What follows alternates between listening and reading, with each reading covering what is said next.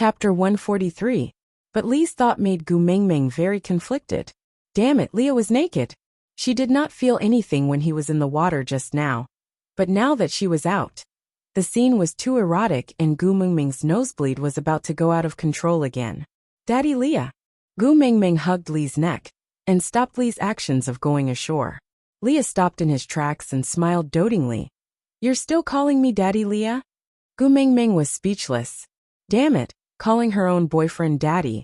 Why did she feel even more embarrassed than before? Between lovers, what kind of address should there be? Leah was clearly asking sincerely, but to Gu Mingming, it sounded like he was asking a question that he already knew the answer to. The blush on Gu Mingming's face did not subside at all. Holding back the surging emotions in her heart, Gu Mingming said shyly, Then what should I call you? Lele? Or Yaya? Leah heard it and obviously did not like it, so he shook his head and said, Just call me Daddy, it sounds much better. Gu Mingming deeply felt that Leah was purposely teasing her. But facing Lee's face, Gu Mingming could not bring herself to be angry. She just bashfully punched Lee's chest lightly. To show that she was angry, Gu Mingming directly called Lee's name, without any form of address. Leah, are you planning to go back like this? Gu Mingming's little eyes peeked downward secretly. Since Leah was her boyfriend now, it should not be too much for her to take a look. Leah followed Gu Mingming's line of sight and looked down at his half-hidden body in the water. He asked with a sincere face, What's wrong? You will be seen by others like this.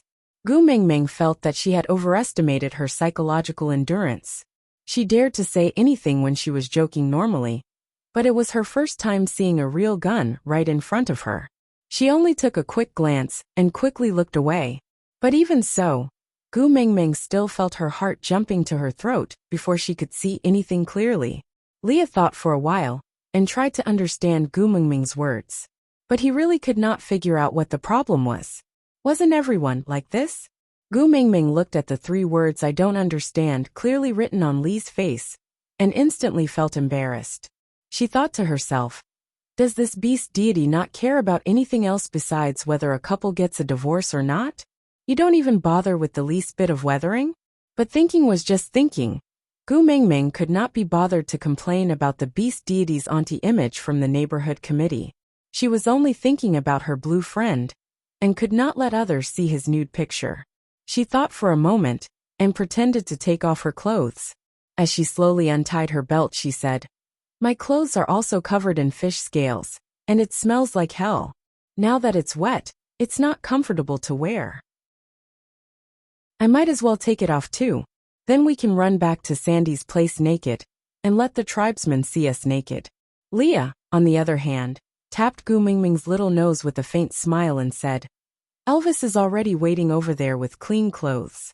With me and him releasing our aura together, even mosquitoes would not dare to come close. After you've changed your clothes, we'll go to Sandy's. That way, we won't be seen naked. Chapter 144. As Leah said that, Elvis had already walked out from the shade of the tree. Gu Mingming was like a child who had done something wrong. She lowered her head and did not dare to look into Elvis's eyes. As for Elvis wanting to be her godmother, she already knew that it was a misunderstanding. But why did she not dare to face Elvis? Gu Mingming did not want to think too much and did not dare to think too much. She just lowered her head and twisted her fingers. You will get sick easily wearing wet clothes. Change. Elvis reached out and took Gu Mingming from Lee's hands. He then said to Leah, Transform into your original form before coming out. She doesn't want others to see you like this. Leah nodded and did not ask why. He transformed into a fox and lightly shook off the water on his body. His fur became fluffy, and he did not look like a drowned rat at all. It was as if he had used a hair dryer to dry his hair in the blink of an eye. TSK. Even the heavens would look at one's appearance. Gu Mingming thought about how long she usually had to dry her hair, and deeply understood the favoritism of the heavens. However, her blue friend was really good-looking. No matter if he was in human or beast form, he was so good-looking that one could not take their eyes off him. Elvis carried Gu Mingming to a place that was sheltered from the wind, and then started to remove her clothes. Gu Mingming crossed her arms in front of her chest and said, "No need, no need. I can change myself." Elvis's hand paused in midair, and he stared at Gu Mingming with his deep gaze for a long time. Finally, he slowly lowered his hand and turned around indifferently, saying, "I will guard you from the side. Call me if you need help." "Oh, all right." Gu Mingming felt a tinge of guilt. She was the one who provoked Elvis without knowing the situation. Ever since they met by the lake, everything she did was enough to cause him to misunderstand. Although it was unintentional, now that she knew that the beast world's view on love was very different from hers, there was no reason for her to let Elvis continue to misunderstand. Moreover, since she had already decided to date Leah, she could not give Elvis that kind of illusory hope. So, Gu Mingming called out while changing her dress, "Elvis, are you still there?" "I have always been here." Elvis replied.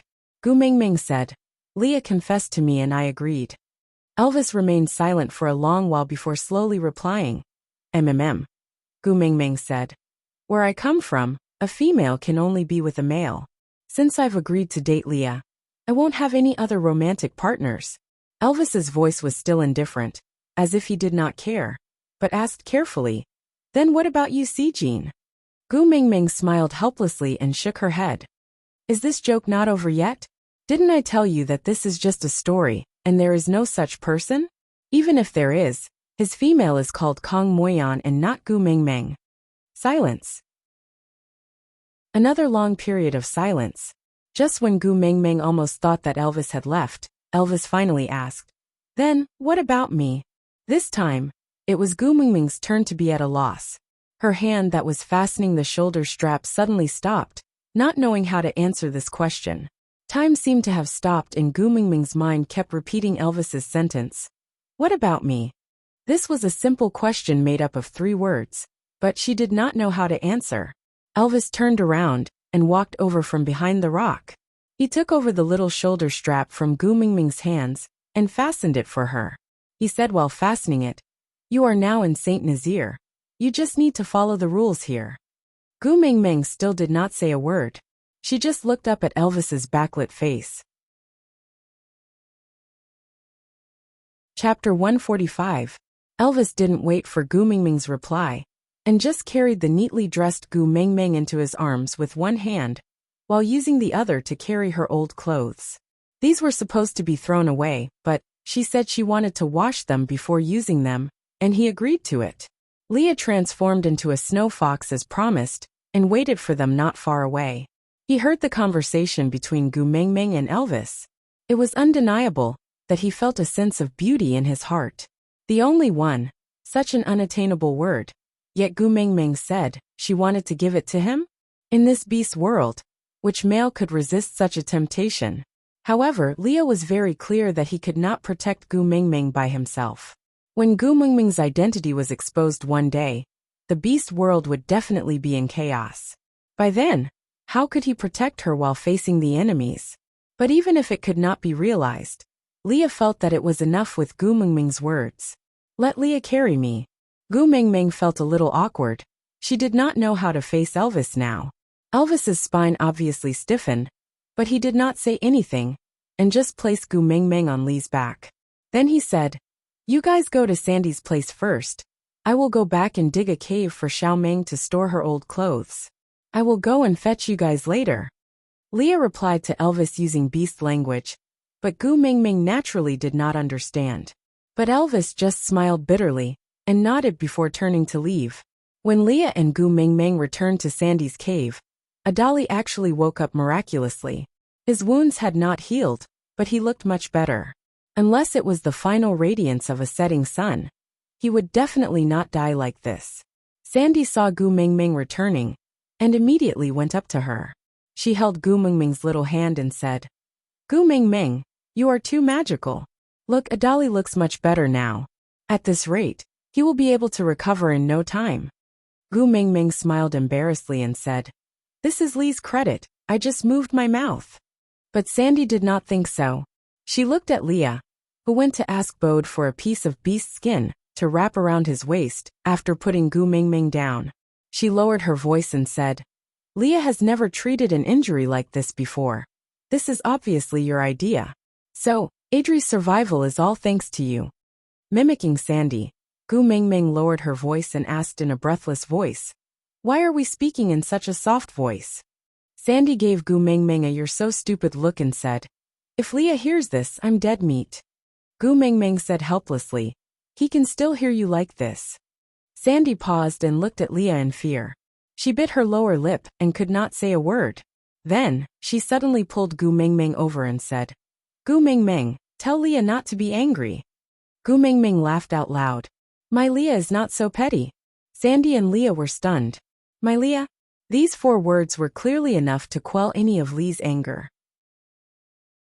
Moreover, since Sandy was Gu Mingming's good friend, Leah would definitely not hold it against her. Just like how no matter how Gu Mingming ordered Boat around, he would not flare up at Gu Mingming no matter how unwilling he was. Just like how Leah was inwardly coquettish, Sandy could not hold it in any longer. She raised her voice and asked in surprise, "Gu Mingming, you mean you are going to mate with Leah, right? This way, you will always stay in Saint Nazaire. Even if Yu Sijin comes to look for you, you will not leave with him, right?" Aside from the topic, babies, it's hard to say about the stockpiling of chapters. Although I have been working hard, I can't release a lot of chapters every day. So from the 5th to the 7th, I will release more chapters than the editor requested, and maintain a rhythm of 5 chapters every day. Tomorrow, which is the last day of the PK, on the 8th, I will release all the chapters that I have saved up these few days. It can be considered as a small climax for me to release more chapters. As for how many chapters one can release, I am not sure. Anyway, let's all look forward to it. The last thing I want to say is, there will only be the next PK after this one. If you still want to see Gina release chapters before it is published, please try to support him in these 2 days. Chapter 146. Gu Mingming really did not want to continue the topic of Yu Sijin anymore. She glanced at Adali who was lying at the side. His complexion seemed to have improved a lot. Gu Mingming could not help but admire the abnormal recovery ability of the males in the beast world once again. Did he just need to take a bath, and he was already out of danger? But he was someone else's male after all. It would cause misunderstandings if she was too concerned about him. Moreover, Gu Mingming blushed and her eyes unknowingly looked at Leah, making eye contact with his long and charming eyes. Gu Mingming smiled and retracted her gaze, but her heart was filled with sweetness. Holding Sandy's hand, Gu Mingming replied, "Not leaving, not leaving. I can't bear to leave my precious Sandy." Sandy hugged Gu Mingming's waist and rubbed her face against her chest. Her furry ears tickled Gu Mingming's chin, and she could not stop giggling. All right, I think you were not full just now. I brought the pot over to add more food for you." "Really?" Adali's condition had stabilized and Sandy's gluttonous nature was revealed once again. Gu Mingming pointed at the stone pot and said, "Look, I brought the ingredients to eat. How can it be fake?" Sandy nodded her head hurriedly, and her eyes lit up as she looked at the stone pot. Forgive Sandy for not having seen the world, but in her eyes, this pot had already been bestowed with the light of a divine weapon. Gu Mingming was very agile, and did not show any mercy when commanding Bode. She handed over the tasks of gathering firewood and boiling water to Bode, while she squatted at the side to deal with the fish. As they were going to roast it for Sandy, Bode had already cleaned the fish's scales and innards. What Gu Mingming needed to do now was to use a sharp small stone to cut the fish into a few large pieces. Then, she smashed the ginger Leah gave her, and tried to cut it open. When the water in the pot was boiling, Gu Mingming handed the entire fish bone and head to Bode, and let him keep stirring while she sat at the side to chat with Sandy. "What about me? What should I do?" Leah came forward, seemingly unhappy that Gu Mingming had thrown him aside the moment she saw Sandy. How could Gu Mingming ignore him? That pair of big eyes had glanced at him countless times. It was just that they were too shy to be too intimate with each other, because there were others around. But since Leah had taken the initiative to send himself to her doorstep, wouldn't it be too unromantic if she didn't get used to it? With that thought, Gu Mingming leaned into Lee's arms and leaned against his chest, saying, "Of course you're accompanying me." Leah smiled faintly, his gaze gentle. All right. Leah took the initiative to summon his large tail and wrapped it around Gu Mingming. He did not seem to mind that his tail had become Gu Mingming's moving sofa. He only knew that his Ming was in heat. The ground was so cold. He definitely could not let her sit on the ground. Gu Mingming had always been fond of Li's tail, and now it was even more justifiable for her to rub it up. If she did not do it now, when would she do it? No matter how slow Sandy was, she could sense the subtle change in the atmosphere between Gu Mingming and Leah. She finally felt relieved. This way, Gu Mingming would stay in Saint Nazaire forever, right? They could stay friends forever, right? Chapter 147. When Bode's fish soup was almost done, Gu Mingming then placed the sliced ginger into the pot and waited for the pot to boil before placing the fish meat in to cook. Actually, the food cooked with only ginger and fish was similar to a postpartum meal and could not be considered as a delicacy. The main reason why Gu Mingming's cooking was so popular was because the structure of the delicacies here was too monotonous and lacking. As a result, the fish soup that had been cooked for about 2 hours was so fragrant that it attracted almost everyone in Saint Nazaire. But most of the males still abided by their territorial boundaries and did not step into Sandy's territory. But some females who did not have enough of courting death did not care about that. Nina and another female whose name Gu Mingming could not remember walked in together. Nina took the lead, walking with her head held high, as if she was strolling in her own backyard, while the other female followed behind her like a servant. The two of them walked in front of Gu Mingming, one in front and one at the back. Nina had suffered a few times in Gu Mingming's hands, and the wound on her neck was still hurting. She looked around, and when she realized that Elvis was not around, her heart calmed down a little. Then, she cleared her throat and pointed at Sandy's pot, asking, "Hey, lowly half-orc female, what are you doing?" Sandy stood up uneasily and replied while clasping her hands, "No, it's not me, it's Gu Mingming who is cooking." Gu Mingming knew that Sandy was used to being bullied by Nina, so she was quite surprised that she would go against Nina for her. Why would Gu Mingming not protect a friend who did not back down, even though she was clearly afraid for her? So she straightened her back and stood up from Li's arms, her hand naturally hooking onto Sandy's arm. As she was not as tall as Sandy, Gu Mingming looked like a little bird beside Sandy, just that this little bird was a little domineering. Even before she opened her mouth, Nina's legs had already turned to jelly. Gu Mingming sneered in disdain and said, "Why? Are you here to apologize to a dolly?" "Apologize?" Nina's sharp voice pierced Gu Mingming's eardrums. Gu Mingming dug her ears with her little finger and asked unhappily, "Why, you beat me up and you treated as if nothing happened? You swaggered over here because you're afraid that I won't be able to find your doorstep for revenge?" Nina was afraid of being beaten up by Gu Mingming, and Elvis had used his actions today to clearly tell her, if she provoked Gu Mingming, he would kill her. Because he was afraid, his aura became weaker.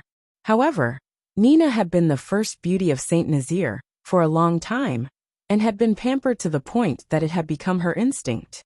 The arrogance that was ingrained in her bones had caused her to have an unwise understanding of herself.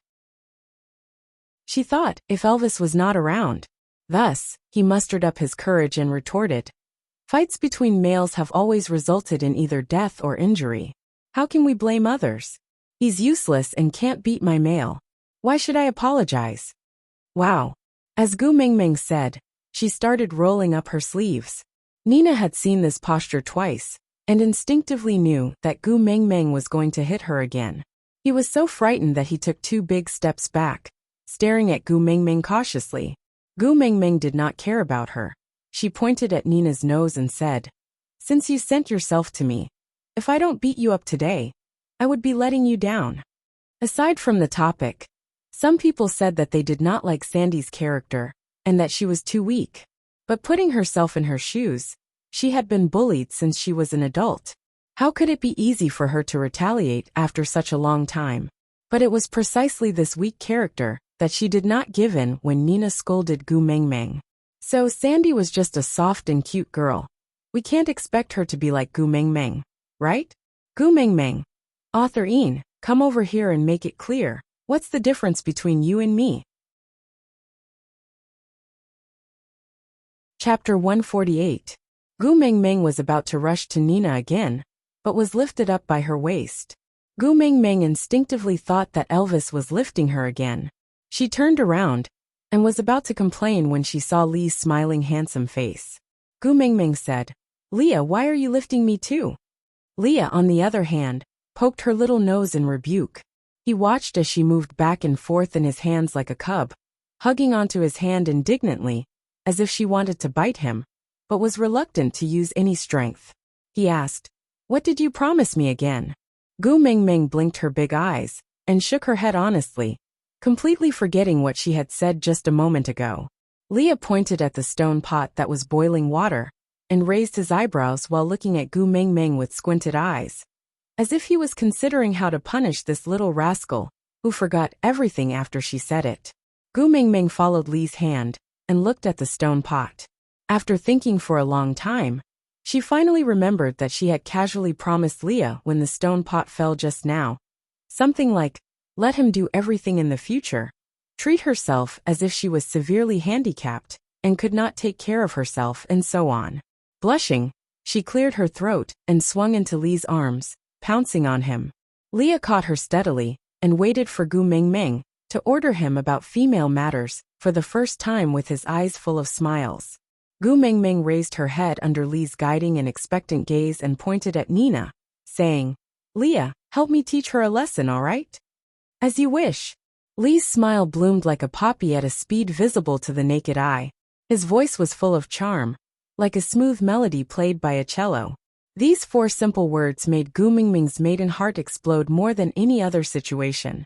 Her heart was like a little beast crying piteously for food, wishing that she could hold up a support sign and shout, "Leah is so handsome, his boyfriend power is at the max." Leah placed Gu Mengmeng beside Sandy. He felt that other than his own embrace, Sandy's side was Gu Mengmeng's favorite place. After settling Gu Mengmeng, who looked like a fangirl, Leah turned to face Nina. He was clearly smiling, but it sent a chill down Nina's spine. It was even more horrifying than when Elvis was pinching her neck. Taking 2 steps back, Nina said, Leah, what are you doing?" "I am Saint Nazir's precious female." "Indeed, you are the precious female of Saint Nazir." Li's voice was slow, as if he was narrating. "But Meng is my female. To me, she's a million times more precious than you." As he spoke, Li's fingernails grew out one by one. Gu Mengmeng could only see his back view, but she could clearly feel his murderous aura. Not to mention Nina, who was facing him directly. She was so scared that her legs turned to jelly, and she sat on the ground. She did not even have the strength to escape, and was just like a dog. This time, Gu Mengmeng did not stop Leah. Firstly, she believed that Leah had a sense of propriety. No matter how scary he acted, he would not really take Nina's life. Secondly, Adali's injuries were too severe, and he almost lost his life. If she did not teach Nina a memorable lesson, Gu Mengmeng felt that she would not be able to raise her head in front of Sandy in the future. After all, no matter what, he was involved in this matter. As for the third point, Gu Mengmeng glanced over, and had long seen the restless males at the borders of Sandy's territory. The moment Leah launched his attack, they could no longer control themselves and rushed in together. They were already standing in front of Nina, blocking her way. Gu Mengmeng's eyes darted around. Aside from the topic, sharing a new article from a friend. Actually, it was a modern romance article covered in a layer of fantasy. Sweet pampering textbook. Welcome to read it. The Domineering Little Wife of Pluto, by Invisible Stars. This was the story of a useless cultivator who became a supreme queen. This was the story of Pluto's endless pampering of his domineering little wife. Regarding the female lead, Dongfang Xan, the daughter of a 10,000-year-old zombie king, and a human, the second generation of the little princess who was doted on by all. She was a red-level student from the first school of the underworld. At the same time, she was the useless cultivator in his eyes, a troublemaker, the little tyrant of the underworld. Cultivate, cultivate, cultivate. The useless cultivator finally became a queen. Let's see how she saves the world. Regarding the male lead, Yi Lin, the supreme king of the underworld. It was said that she could choose any of the treasures in his mansion of Pluto, and he even sent himself out as her 1-month-old present. Emerging as a dark horse, he successfully captured his little wife. Chapter 149. The appearance of Nina's partners seemed to be exactly what Leah wanted.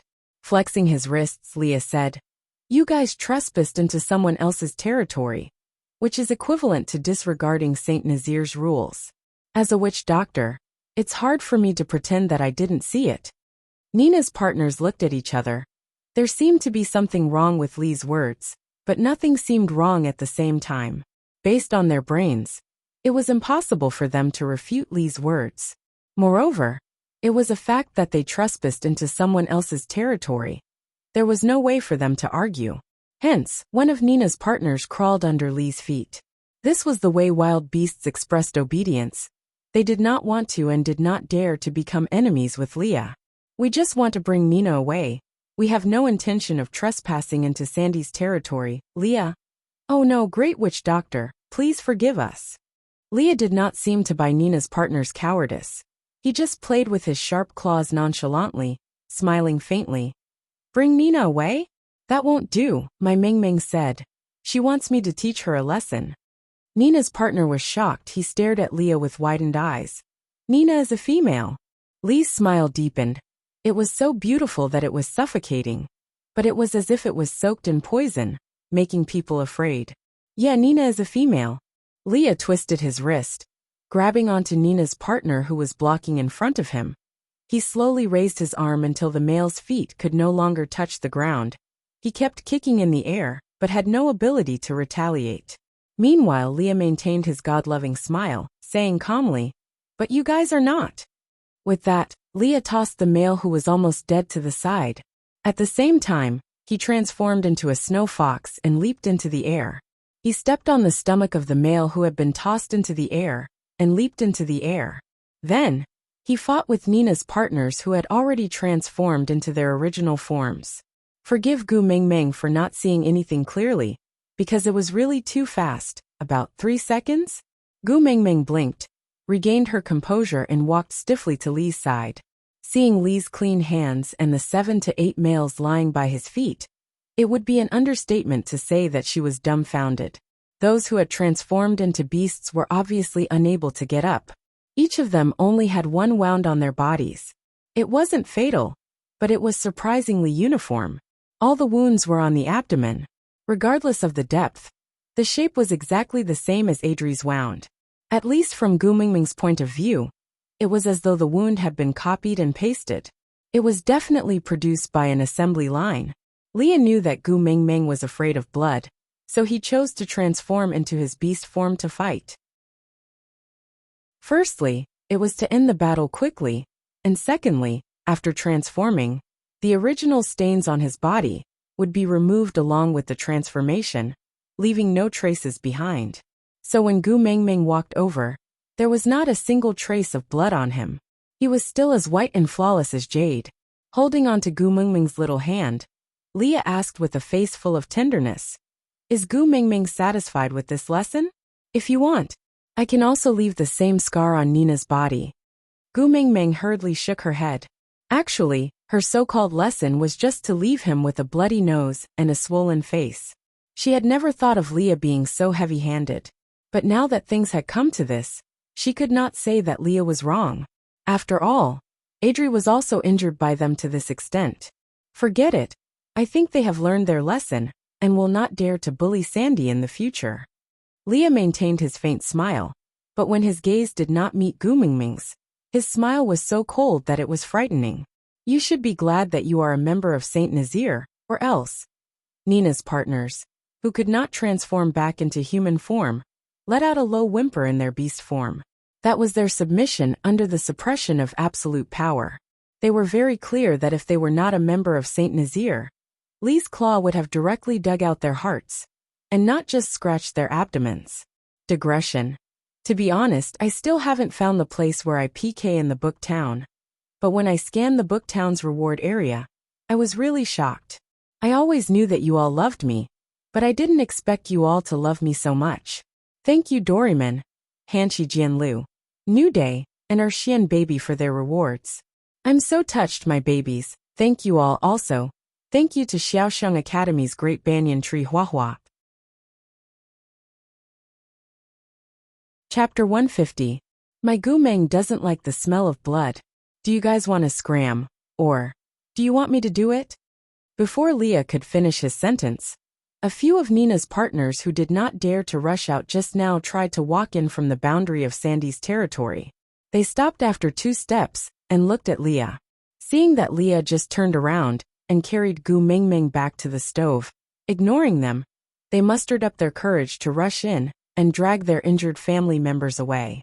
Meanwhile, Nina, who was already scared out of her wits, could only allow one of her partners to carry her away. Her eyes were filled with shock and daze, as if she could not comprehend what had just happened. After Nina left, Sandy's territory was only left with her family, Gu Mingming, Leah, and that half-orc female who had accompanied Nina over like a maidservant. Gu Mingming looked at the half-orc female and said, "Your master has already left. Why aren't you leaving?" That female bit her lower lip and seemed very nervous. She hesitated for a long time before opening her mouth and asking timidly, "Can I stay behind with you guys?" "Oh." Gu Mingming raised her brows and asked, "Aren't you Nina's friend? It's not suitable for you to stay with us." That female shook her head like a rattle drum and said with misty eyes, "Nina and I are not friends. It's just that she is a complete female, and I am just a mere half-orc female like Sandy. If I don't listen to her, I will be bullied by her. I don't want to be bullied anymore. I beg you, let me stay by your side, can you?" Gu Mingming did not know much about the people of Saint Nazaire, so she looked at Sandy and asked for her opinion. Sandy tugged at Gu Mingming's hand and looked at her with a slightly pleading gaze. She probably felt a kinship with this half-orc female. Gu Mingming thought that it was better to have one more friend than one more enemy. Since she had taken the initiative to show her kindness, why should she reject her? Moreover, although this female had always been by Nina's side, she had not done anything to harm Sandy other than to protect herself. Since Sandy had already begged for mercy, what else could she not agree to? So Gu Mingming stretched out a hand towards the female and said, "Hello, I am Gu Mingming." That female held onto Gu Mingming's hand with both her hands, then knelt down and prostrated on the ground. This posture was exactly the same as when Nina's partner begged Leah for mercy. Gu Mingming was taken aback. She wanted to pull the female up, but realized that she could not support her weight at all. She pulled twice, but the female did not budge at all. Gu Mingming asked, "What are you doing? Get up, get up." Leah placed his hand lightly on Gu Mingming's shoulder and smiled sideways. "She is expressing her loyalty to you. You can touch her head and she will get up." The corners of Gu Mingming's lips twitched. Why was making friends like training a dog? What loyalty and disloyalty? But seeing that female sprawled on the ground and refused to get up, Gu Mingming had no choice but to pat her head, accepting her loyalty. That female looked up with a face full of tears. She looked at Gu Mingming gratefully and said, "My name is Maya. From today onwards, I am yours." Gu Mingming's temples throbbed. "From today onwards, I am yours." Why did the sentence sound so awkward? "Maya, the relationship between friends is equal. I am not above you, so you don't have to do this." As Gu Mingming said, she leaned into Li's arms. She looked at Li's side profile and smiled. "Moreover, I can't let you be mine. Mine only has him." Aside from the topic, yeah, first of all, I would like to thank the babies in the group who helped me to name myself. I have saved all the names you gave me, and they will slowly appear in the novel. Just like Maya today, who will be the next one to give her a new name? Also, I would like to thank my babies Xianu and Choice in QQ reading. Chapter 151. Leah enjoyed Gu Mingming's words very much. For the time being, let him enjoy this one and only. Even if it could not last long, this moment would definitely be the happiest day of his life.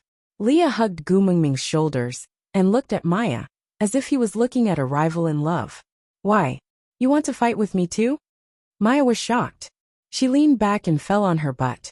She looked at Leah in fear and said, "No, No, great witch doctor, I didn't mean it that way. That's good. Leah lifted his head proudly and walked past Maya, with Gu Mingming in his arms. His steps were exceptionally coquettish. The fish bones at Bode's side had already been boiled to a milky white color. Even Gu Mingming's appetite was whetted by the smell, not to mention Sandy and Maya. Gu Mingming skipped to the side of the pot and placed the sliced ginger inside. After boiling for a while, she placed the fish inside. After cooking for about 5 minutes, Gu Mingming clapped her hands and exclaimed, "Done!" She reached out to touch the side and realized that in this miserable beast world, there were no bowls or chopsticks. She could hold a tree branch to eat when she was barbecuing, but was she supposed to hold a stone pot to drink fish soup? Gu Mingming looked around. Leah did not understand, but followed her and looked around. He asked, "What are you looking for?" Gu Mingming roughly described the appearance of the bowl and chopsticks. Leah nodded thoughtfully, then kissed Gu Mingming's forehead and said, "I know where to find something similar. I'll go get it for you. Wait here." Leah nodded. Yeah. Gu Mingming nodded obediently. Blue friends were really reliable. Sandy and Maya surrounded Gu Mingming on both sides. The 3 little heads were all on top of the pot, drooling as they smelled the aroma. Just when they could not hold it in any longer, Leah finally returned. But when she saw the thing in his hands, Gu Mingming froze on the spot. Leah was holding half a tiger's skull in his left hand. He placed it upside down and sliced it flat from the eye level. Water was still dripping from the 2 furry ears. It was obvious that the considerate Leah had washed it seriously after removing it. But a tiger's head dripping with water was also very scary, alright? And on his right hand, what were those 2 things that looked like tiger ribs? Gu Mingming instinctively took a step back and almost knocked into the stone pot behind her. Leah dashed forward and scooped Gu Mingming's waist with the hand that was holding the tiger bone. She fell into Lee's arms. "You promised not to let me worry," Leah said sternly. Gu Mingming was so speechless that her teeth were chattering. She stuttered, Put down the things in your hands first, we can talk about it." Leah did not understand, but did as he was told. Gu Mingming looked at the half a tiger's skull and ribs that Leah had placed at the side. She pulled Leah a few steps to the side before saying, "Don't tell me you want me to eat with that thing?" Leah looked at Dihu's head, and then nodded sincerely. Gu Mingming stumbled and fell into Lee's arms. She twisted her body and muttered, "Can you not be so curious? That's too scary. I don't dare to use it." Leah suddenly smiled and stroked Gu Mingming's little head that was rubbing against his chest. He comforted her. "It's just food, don't be afraid." Gu Mingming wanted to cry, but had no tears. She roared in her heart, "Can you not say such scary words with that expression of God loving the world?" Aside from the topic, regarding the matter between Gu Mingming and Leah, don't worry too much. Lee's status as the official CP would not be shaken. Leah and Gu Mingming were at most ambiguous. It was impossible for them to become partners. Leah had more scenes at the moment, because Gu Mingming liked him now. Wait till I can't say it. Just continue watching. You will know when I hide and pretend to be Mr. Automatic Update. Chapter 152. Leah could tell that Gu Mingming was really scared, so he hugged her and said, "If you don't like it, then we won't use this. Let me think if there are other similar things." Gu Mingming immediately shook her head. She did not dare to count on Leah to think of a solution, or else who knows what head he would bring over later. Gu Mingming looked around, and suddenly had an idea. She pointed at the tree branches that Bode had brought back to make firewood and said, we will use this." Leah followed Gu Mingming's little hand, and looked at the tree branches that were no thicker than Gu Mingming's arm with a confused face and asked, "This?" Gu Mingming nodded her head heavily and said, Yes, this." Gu Mingming ran over as she said, and gestured for Leah to help her cut out a branch that was about 10 centimeters thick. Then, she dug out the wood core and turned it into a very retro and simple wooden bowl. But the modern wooden bowls were all oiled, and this simple one would definitely be permeable, and there would be wood shavings if used directly.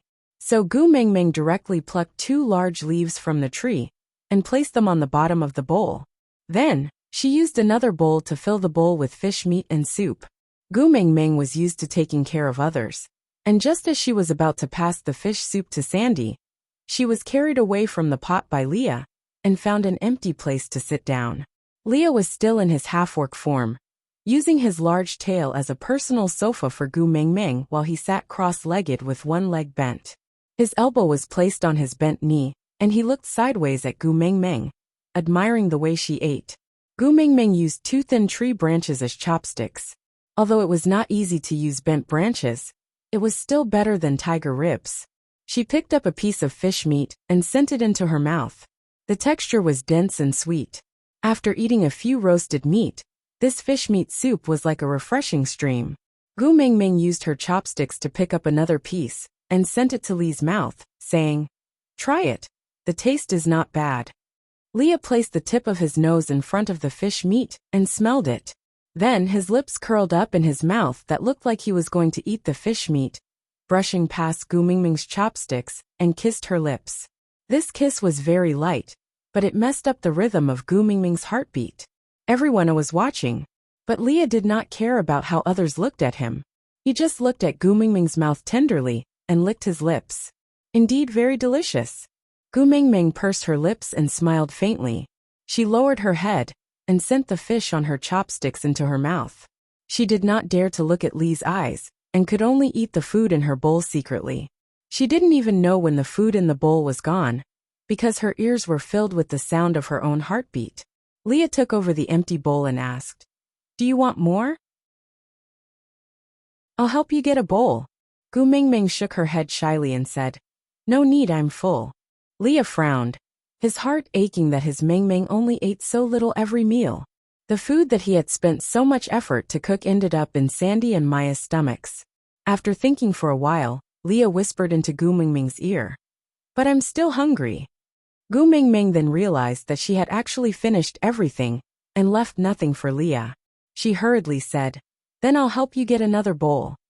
Leah pulled Gu Mingming's little hand and said, "I'm the witch doctor of Saint Nazir. How can I snatch food from a female? Aside from the topic, babes, remember to give me that free ticket. Those who have gifts, please focus on today. Today is the last day for the statistics. After today, gifts won't be counted as results. Then leave a message and ask the babies to move their fingers and cheer for Jean Eyre and Gu Mingming, please." Chapter 153. Gu Mingming looked at Sandy and Maya, who were about to fight over those few pieces of fish, and said hesitantly, "Then, go get a bowl for yourself and share some with me, all right?" Leah said. Gu Mingming nodded. As a competent girlfriend, she would definitely not let her boyfriend go hungry. So Gu Mingming jumped out from Li's tail with the bowl in hand and rushed to the pot, snatching a bowl of fish from Sandy and Maya's pincer attack. The steam from the fish shrouded Gu Mingming's little face. From Li's perspective, she seemed to be the only color in this world. Opening his arms, Leah took the initiative to welcome Gu Mingming, who was walking towards him. He kept his tail and hugged her with his body, feeling the wonderful feeling of her in his arms. Gu Mingming seemed to have gotten used to being hugged these few days, so she did not resist or feel awkward. She just picked up a piece of fish and blew on it before sending it to Li's lips. She opened her mouth as if she was feeding a child and said, "Come, open your mouth, ah." Leah could not help but smile but used one hand to push the chopsticks back into Gu Mingming's mouth. As Gu Mingming looked at him with her big innocent eyes, he leaned towards her lips again and kissed her little mouth. His nimble tongue minced the fish in Gu Mingming's mouth before releasing her little mouth reluctantly. Before he withdrew, he sucked on her little lilac tongue again. Some saliva dripped down from their parted lips, reflecting the sunlight and looking crystal clear. Gu Mingming's face flushed red. She finally understood what Leah meant by "share some with me." So there was such a way to divide. Gu Mingming instinctively swallowed the fish in her mouth, but did not dare to feed Leah a second time. She directly placed the chopsticks in front of Leah and looked away shyly, saying, You eat it yourself." Leah loved Gu Mingming's shy look very much, especially her little mouth, which always gave off a seductive scent, making him want to taste it again and again.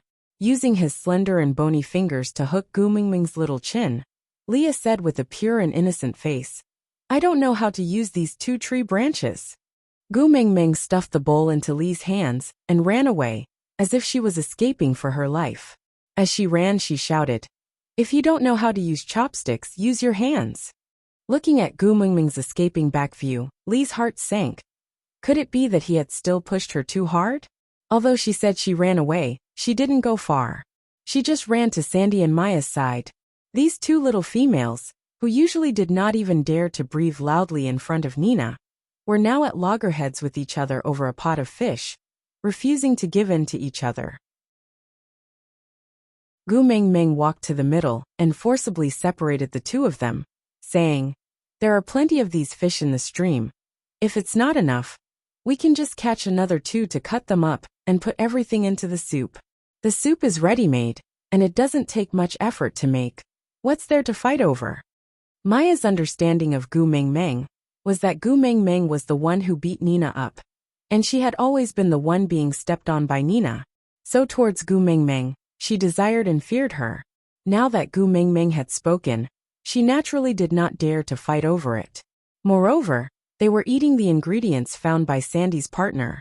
Even if she was a female, she would not dare to snatch the food away from Sandy's partner. So Maya obediently took a step back, then looked at Sandy seriously and asked, "Sandy, can I let Nissan in?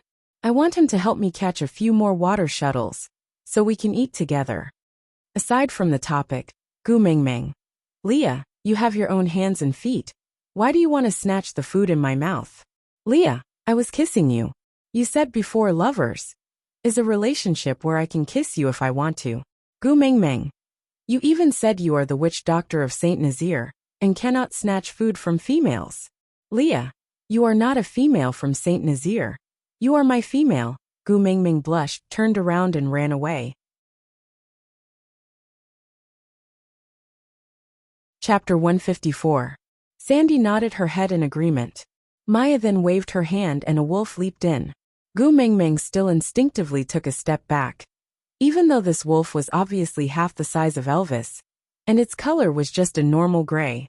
After seeing Elvis's original form, this gray wolf looked like the huskies in the neighborhood.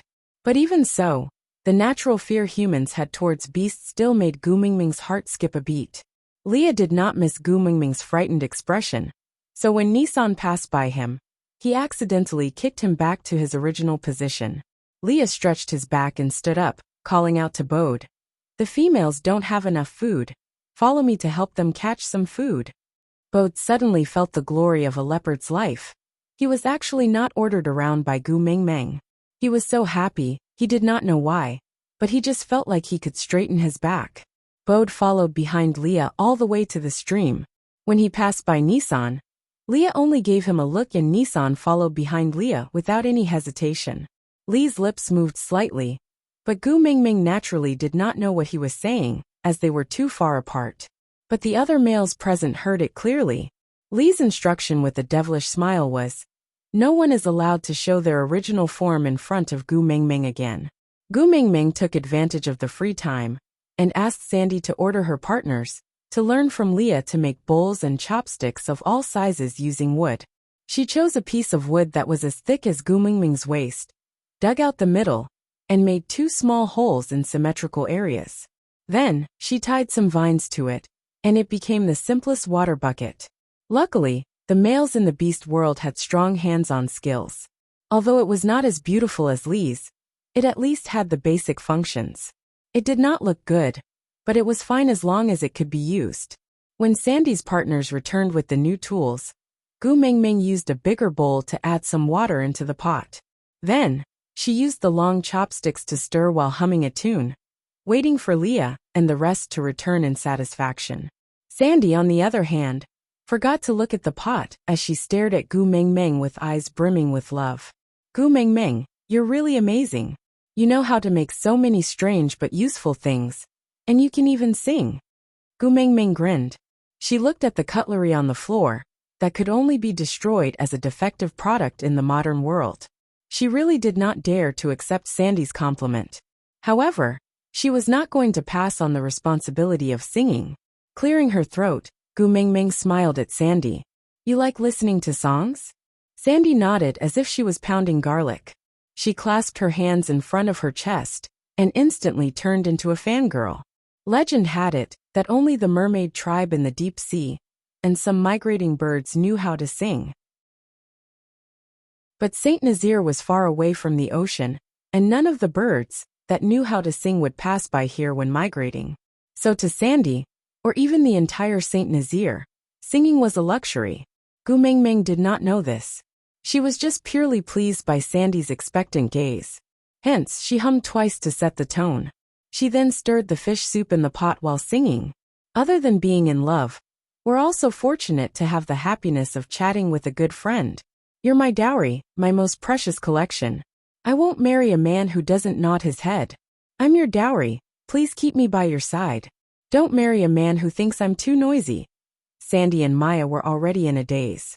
They only looked at Gu Mengmeng with adoration, and did not notice that Leah, Bode and Nissan had already returned with the fish soup. Only when Gu Mengmeng finished singing the last note, and was hugged by Leah, did the two of them regain their senses. They exclaimed in surprise, Gu Mengmeng, you sang so beautifully. It's the most beautiful voice in the world. Aside from the topic, the song that Gu Mengmeng was singing was called Dowry. It was sung by Guijing, and it was rather nice.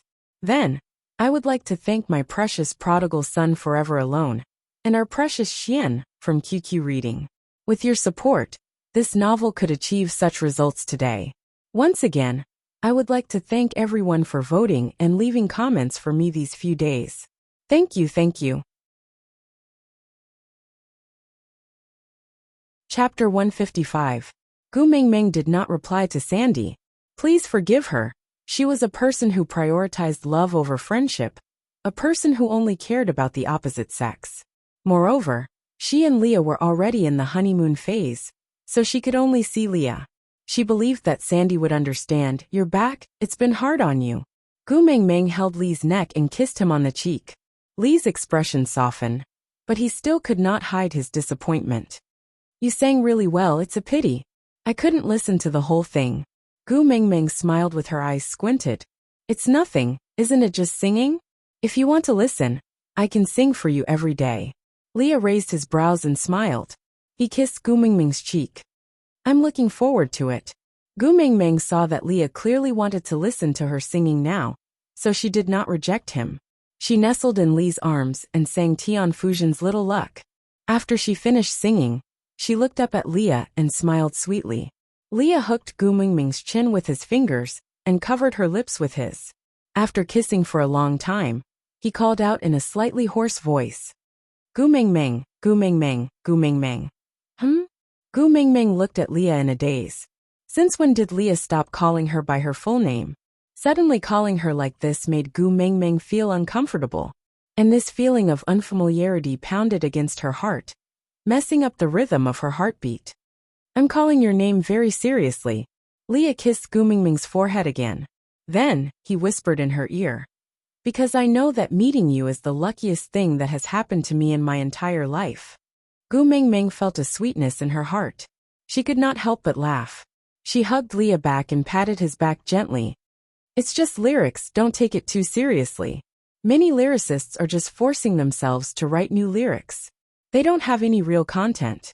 Leah did not say much. He just kissed Gu Mengmeng's lips again. I'll go cook some fish for you guys. Gu Mengmeng was a little surprised. Leah had always only cared about her. Why was he suddenly so friendly to Sandy and Maya? When she turned back, she saw Bode's face was flushed with grievance. He took the initiative to take the bowl that Gu Mengmeng used just now, and helped her to fold the new clean leaves. He passed it to her and said, I don't find you troublesome anymore. You're good, you're good. Huh. Gu Mengmeng was at a loss. Did they all take the wrong medicine, just to catch some fish? Sandy was very considerate. She walked over and said, They must have heard the song you sang for me and Maya. Gu Mengmeng, you're so nice. You must be singing this, so that Leah won't dare to bully us in the future, right? Gu Mengmeng really wanted to say that it was just a misunderstanding. But since it was already like this, Gu Mengmeng decided not to explain further. After all, Yu Xijin's story was a lesson to be learned. Leah improved on Gu Mengmeng's foundation, and the taste of the fish meat was even more delicious. Gu Mengmeng, who was already full, also ate another bowl of fish. Only then did Leah carry Bode's washed stone pot and carry Gu Mengmeng back in satisfaction. Gu Mengmeng was still carrying a big bowl in her arms. She had snatched it back for Elvis when the fish Leah cooked was just out of the pot. Under the setting sun, Lee's silver hair was dyed with a faint afterglow. It appeared to be a mysterious color between pink and purple. The gentle breeze blew some strands of hair away. From Gu Mengmeng's angle, the words otherworldly were clearly written on the side of Lee's face. As she stared at him, she fell into a deep sleep. Lee's embrace was really reassuring. Aside from the topic.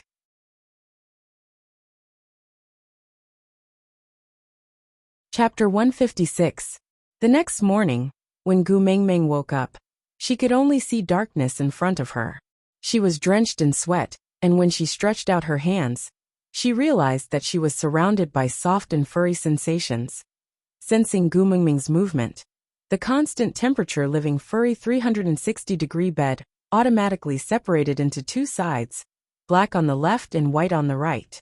Gu Mengmeng sat up and stretched, then turned around to look at the two huge creatures lying beside her. She could not help but exclaim, F********. With that, she pounced back to her original position and rolled left and right. Who could understand the feeling of hugging a husky on one's left and a Samoyed on the other, both with extremely eye-catching body shapes? Gu Mengmeng just wanted to laugh out loud. Who else but me? Leah and Elvis did not transform into their human forms, but maintained their original forms to look at this little female, who was behaving atrociously on them. In the past, anyone who saw their original forms would run away and avoid them. Only she seemed to love their original forms. And after yesterday's incident, Leah clearly knew that Gu Mengmeng did not have a special fetish for male original forms, because when Nissan appeared in his original form in front of her, her reaction was obviously fear.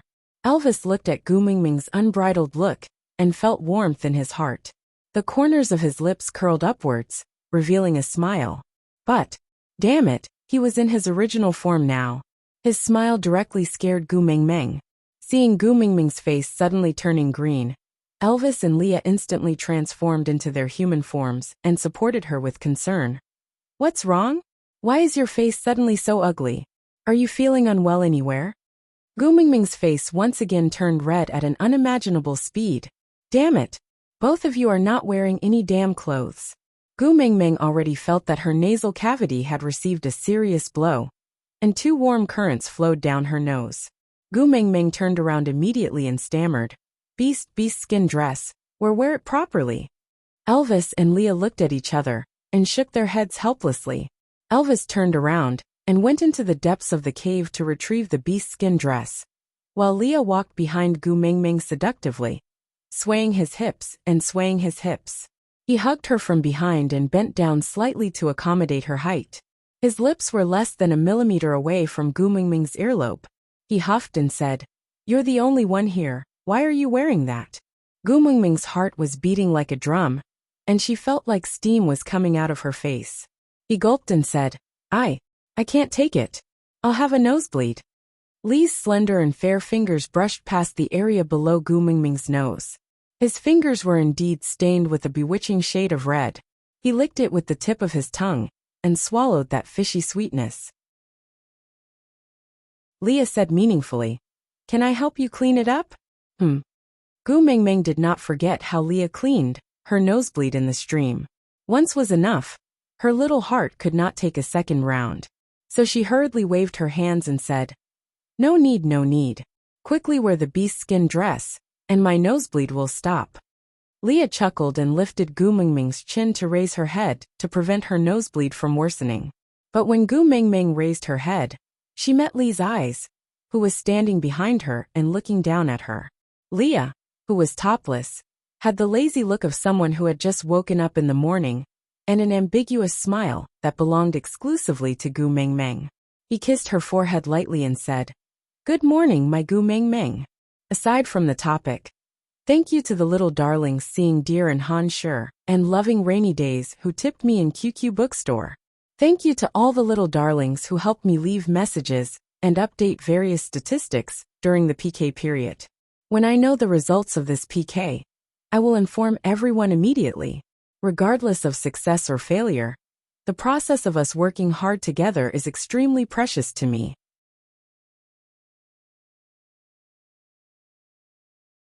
Chapter 157. With Elvis's hearing, he naturally heard everything that happened outside. But other than acting as if nothing had happened, he had no other choice. Being able to see her the moment he woke up in the morning was already enough for him. Holding on to the two beast skin skirts, Elvis wrapped one around his waist and threw the other one to Leah. Nina's male was almost killed by you. If you don't go and take a look, he might not be able to survive. Leah shook his head. Leah took over the beast skin dress reluctantly, but did not wear it. Instead, he wiped Gu Mingming's nose to clean her little face. Then he did not care about the nosebleed staining his beast skin dress, making him look like he was on his period. Mingming doesn't like Nina, Leah said as he tied the beast skin dress. I don't like what Mingming doesn't like either. Elvis remained silent inside. I don't like her either.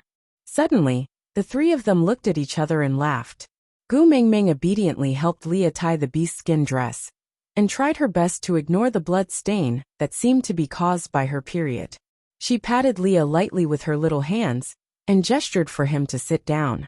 Leah obeyed. Gu Mingming tore a strip of beast skin from the side and bit it in her mouth. Then, she used her hands to gather Lee's silver hair and tied a strand of hair from each side of his ears together. Then, she twisted it inwards and a simple hairstyle was formed. Gu Mingming walked to Leah to take a look and nodded in satisfaction, saying, I was thinking yesterday that this hairstyle would definitely suit you. It's not too deliberate, and it can still display your outstanding beauty. You're so handsome.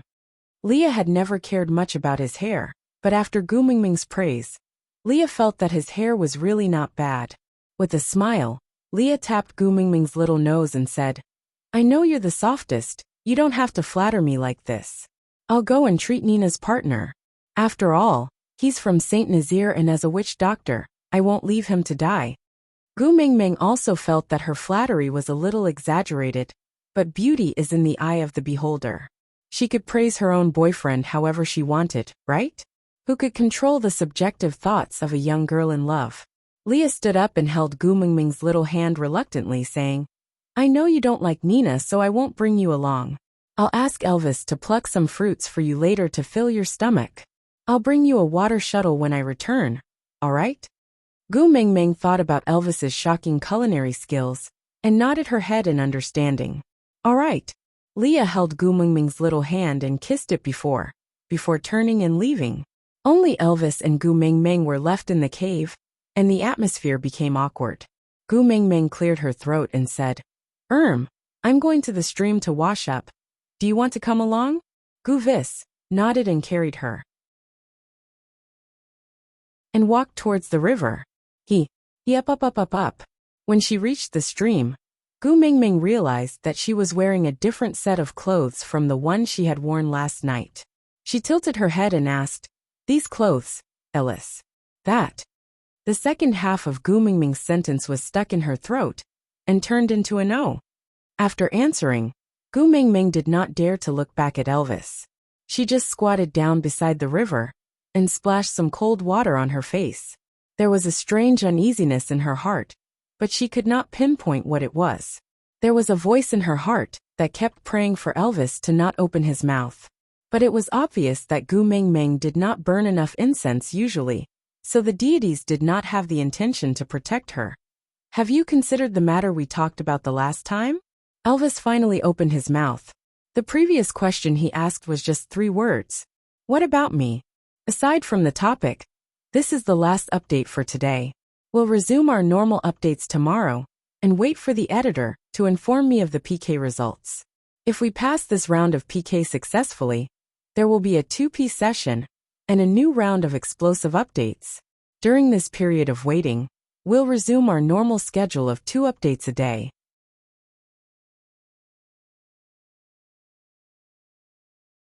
Chapter 158. Gu Mingming froze while she was washing her face. She pursed her lips and stared into the water for a while before finally deciding to face it. Shaking off the water droplets on her hands, Gu Mingming stood up and faced Elvis. She frowned unknowingly. She did not know why, but she just felt guilty towards him. But it was useless to avoid what she had to face, wasn't it? Moreover, she had nowhere to run. Elvis, I know you treat me very well, but I really can't accept you. Gu Mingming slowly approached Elvis and stopped 3 steps away from him. She raised her head and said seriously, I know this is Saint Nazaire and the rules of the world that I was originally in do not apply here. I am willing to try to follow the customs here, but things like polygamy, I really can't do it. Elvis stood at the same spot, like an iron statue. He looked at Gu Mingming for a long time before asking, why not me? Gu Mingming was silent for a while. Yeah, why not Elvis? He was the first person she met. When they first met, she thought he was a dream. So unattainable, so dreamy and illusory. She hugged him and molested him, even saying, I will not take responsibility as a proverb. It was just a joke at that time, but now, it seemed like it was destined. Elvis was strong, and he treated her extremely well. But unfortunately, his heart was biased towards that flirtatious snow fox. Many things could not be explained just like that. Gu Mingming sighed helplessly and said, how can there be a why in matters of the heart? Can you explain clearly why you like me? Elvis looked at Gu Mingming in silence for a long time. Gu Mingming smiled faintly and said, is it because I am prettier than the other females here? But no matter how good my looks are, I will still grow old. Is it because I know more than the other females? But the things I know, even if I don't mate with you, I will impart them to the people of Saint Nazaire. Sooner or later, everyone will learn what I know. Then will I still be special? Elvis was not Leah. He was not as eloquent as Leah. But he knew that what Gu Mingming said was wrong. Even if she grew old one day and became ordinary, he had absolute confidence that he would still love her. Or even love her even more. Gu Mingming wanted to say something more, but Elvis took 2 steps forward and pulled her into his arms. His voice was low and hoarse, with a tinge of loneliness and begging. I won't fight with Leah for the position of the first partner.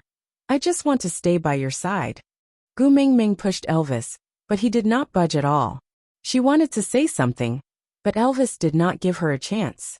Your identity is special. Leah alone cannot protect you. Not just me, you need more and stronger partners.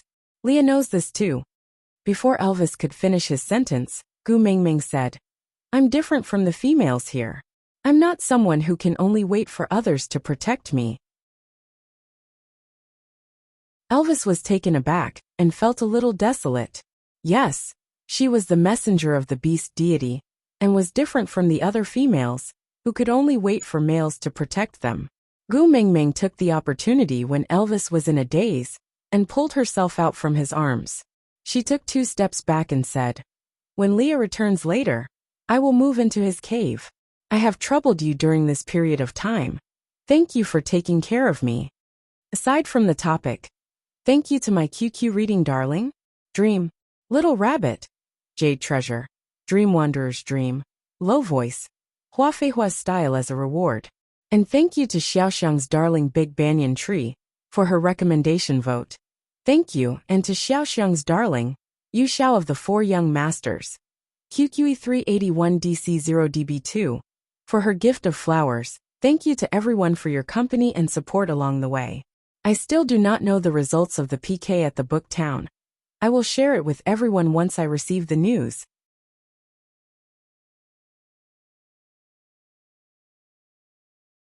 Chapter 159. Elvis's spine stiffened, and his blood seemed to have frozen in that instant.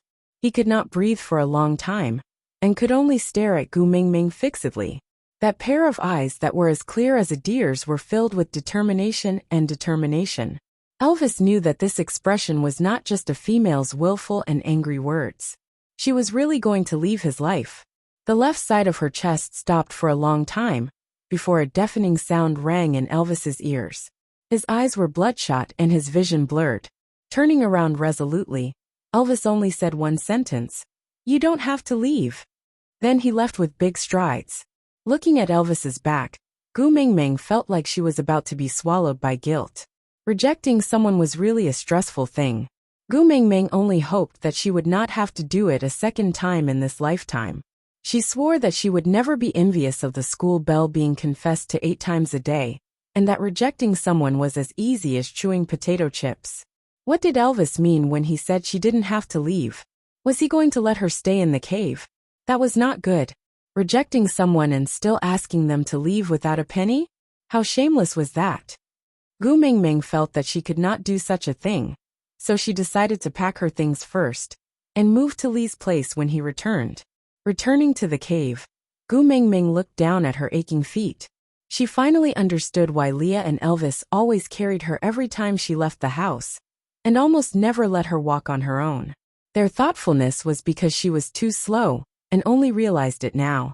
Looking around, Gu Mingming's vision was limited, and she could only see less than 10 square meters around the entrance of the cave. Any further in, and it was pitch black. If Gu Mingming went in, she would be blind with her eyes wide open. However, when he thought about it, he had transmigrated here while swimming. The only thing that belonged to him was probably the bikini that he had bought from the salesperson to coincidentally meet a senior from the swimming club. So there was really nothing much to pack. Gu Mingming wore the bikini, and then put on the clothes that Elvis made for her. Yeah, there was a protective cover all over, and it was indeed much safer than being in a vacuum. Gu Mingming patted her hands in boredom, and paced back and forth at the entrance of the cave, waiting for Leah to return.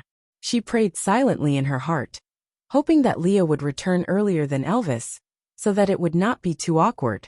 But after waiting for a long time, the sun had already set, and Leah was still not back. Furthermore, Elvis did not return. The cave in the night was still very frightening. It was all because of this damned territorial awareness. As the leader of Saint Nazir, Elvis lived in the largest territory. Not to mention neighbors, there was not even a bug in the surroundings. At this moment, the only thing that could accompany Gu Mingming was her blurry shadow that was illuminated by the silver moonlight. Other than the sound of the wind, she could only hear her own heartbeat. The longer she waited, the more flustered she got. Elvis and Leah had never left her alone like this before. Could it be that Leah had gone to heal Nina's partner, but Nina did not appreciate his kindness and allowed her other partners to attack Leah instead? Thinking about this, Gu Mingming's mind was already filled with the image of Leah lying in a pool of blood, barely breathing. Standing up abruptly, Gu Mingming did not care about the pain in her leg and ran towards Sandy's house. She did not know where Nina's house was located, so she could only ask Sandy for help. After running for a short distance, she saw a pair of green eyes staring at her in the dark. She staggered and fell to the ground. She took a few steps back in fear, only to realize that her legs and hands were jelly. In the face of such danger, she did not even have the ability to escape. She could only watch as the pair of green eyes slowly approached her, step by step. Aside from the topic, that, babies, let's make a deal, we won't send razor blades.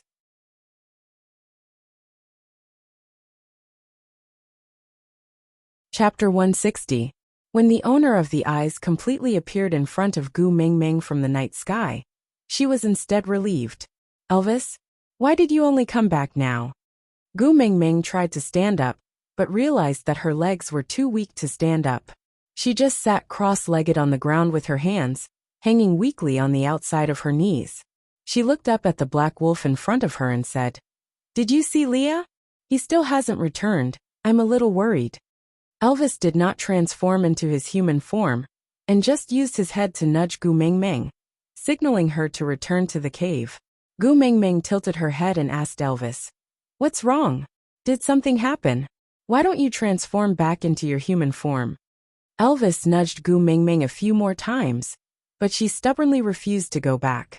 Elvis had no choice but to throw her onto his back and carry her back to the cave.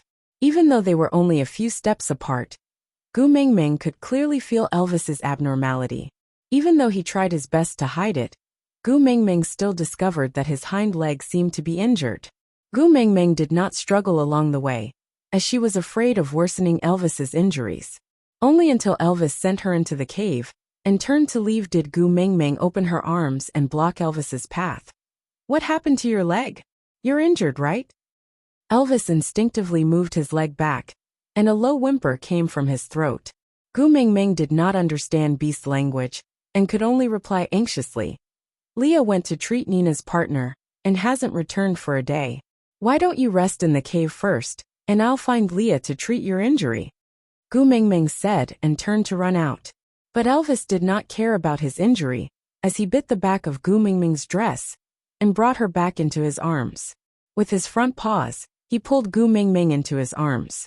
Gu Mingming did not feel as much pressure when facing Elvis in his beast form. Moreover, his hind leg was clearly injured, and if she struggled, it would definitely cause a second injury. Hence, Gu Mingming did not dare to move recklessly, and could only allow Elvis to protect her under his abdomen. He rubbed his chin against the top of her head gently, and finally placed her head on his neck.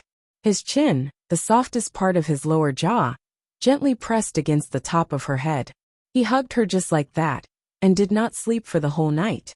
Gu Mingming did not know when she fell asleep, but when she woke up again, Elvis had already disappeared.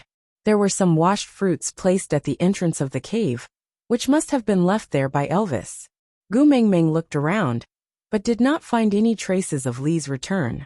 A huge sense of uneasiness and suspicion spread in Gu Mingming's heart. She could not be bothered to eat those fruits, nor could she be bothered with how painful her feet were. She just relied on her memory to walk out of Elvis's territory and headed straight for Sandy's place. Before Gu Mingming reached Sandy's house, Sandy had already come out of the cave to welcome her. Her eyes were bloodshot and red. It was obvious that she had been crying. You? Gu Mingming could not make a request in Sandy's current state, so she asked with concern. What happened? Did Nina bully you again? Sandy shook her head. The tears that she had finally stopped started to fall again. She held onto Gu Mingming's little hand and stared fixedly at her with her tear-filled eyes. Biting her lower lip, she could not say a single word. Finally, she pulled Gu Mingming into her arms and hugged her tightly. Then, she burst into heart-throbbing sobs until she could not breathe. Gu Mingming patted Sandy's back lightly. She did not know what had happened, but she felt as if there was a dark cloud floating above her head, making it hard for her to breathe. Aside from the topic, recommending her good friend Hua Zhixingbao's article, Young Master Gu's Flash Marriage Sweet Wife. A sweet article about love after a flash marriage. The rich and handsome Gu Sunchen got married in a low-profile flash marriage. The couple in the flash marriage was the daughter of the unknown Yu Jiaojiao. Everyone said that Yu Jiaojiao received this honor because she saved the Milky Way galaxy, but they did not know that their fates were already intertwined 2 years ago. Gu Sunchen from Jin City was handsome and rich. More importantly, he had no scandals, and was rumored to not be close to women.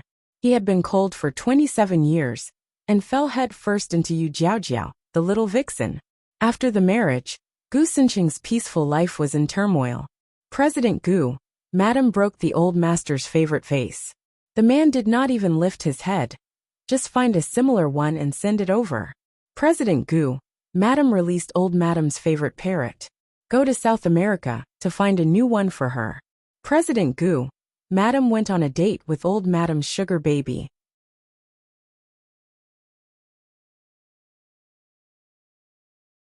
Chapter 161. Sandy cried for a long time while Gu Mingming let her hug her blankly, until she finally stopped crying.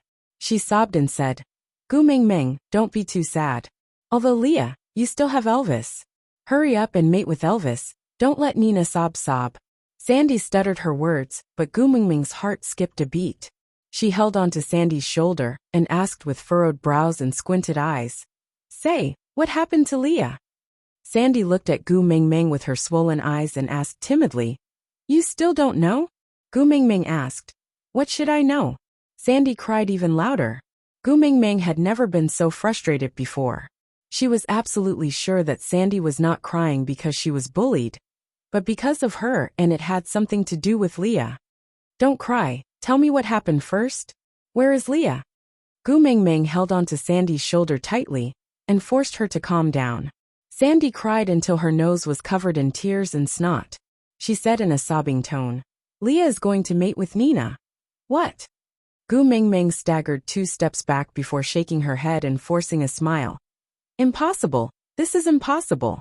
Leo was still fine with me yesterday, and he is going to mate with Nina today.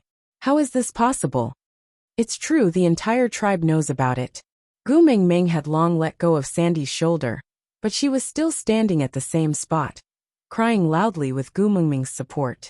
Gu Mingming's head was buzzing, and she could not think straight. She could not figure out why Leah would do this. Gu Mingming held onto Nina's arm and resisted the tears in her eyes. Bring me to Nina's house. What do you want to do? Sandy held onto Gu Mingming's hand and said, Elvis is not by your side now. It's too dangerous for you to go there alone. What if? Gu Mingming chuckled and said, what if? Would Leah still do anything to me? Sandy pursed her lips and did not reply, but from her expression, one could tell that this was what she was worried about. Gu Mingming did not care so much and pulled Sandy out. Although Bo did not like Gu Mingming ordering him around all the time, he had received many favors from Gu Mingming. Now that Gu Mingming had dragged Sandy along, he could not just stand by and watch. So Bo carried Sandy on his back and carried Gu Mingming in his arms with the other hand. With a dark face he said, I will send you over. Gu Mingming could not divert her attention to thank him. She just wanted to find Leah quickly and bring him back. Bo's speed was very fast, and he arrived at the outskirts of Nina's territory in no time. He placed Sandy and Gu Mingming down and said, I can only send you up to here. If anything happens, just shout out loud and I will go in and save you. Gu Mingming was not in the mood to listen to Bo's instructions, so she ran towards Nina's cave barefooted. Before he reached the door, he saw Nina strutting out of the cave with Leah beside her. Gu Mingming ignored Nina and looked straight at Leah. She tried her best to smile and said, Leah, you did not return home for a day. I was very worried about you. Leah, I am here to fetch you. Let's go home. Leah stood at his original spot and maintained his elegant yet distant smile. He looked at Gu Mingming and replied, I think I can't go with you anymore. Aside from the topic, thank you to QQ Readings Girls Future and Last Sight for their tips. Then, because I am going to start my Leah plot, I will be lurking in the QQ group and pretending to be dead for the next few days, because I am afraid of being beaten up. I will only appear when I give out meat to everyone a few days later.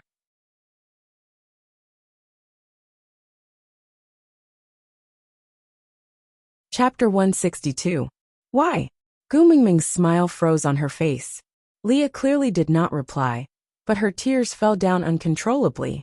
Gu Mingming ignored the sourness in her eyes and did not want to analyze the reason why her heart felt so suffocated. She just wanted to call Leah back with the brightest smile. But Leah stood at the same spot and did not move an inch. He was still smiling gently and replied, Gu Mingming, it's almost winter. Gu Mingming did not understand what Leah meant and could only wipe away the tears in her eyes quickly. She looked at Leah attentively and waited for him to continue.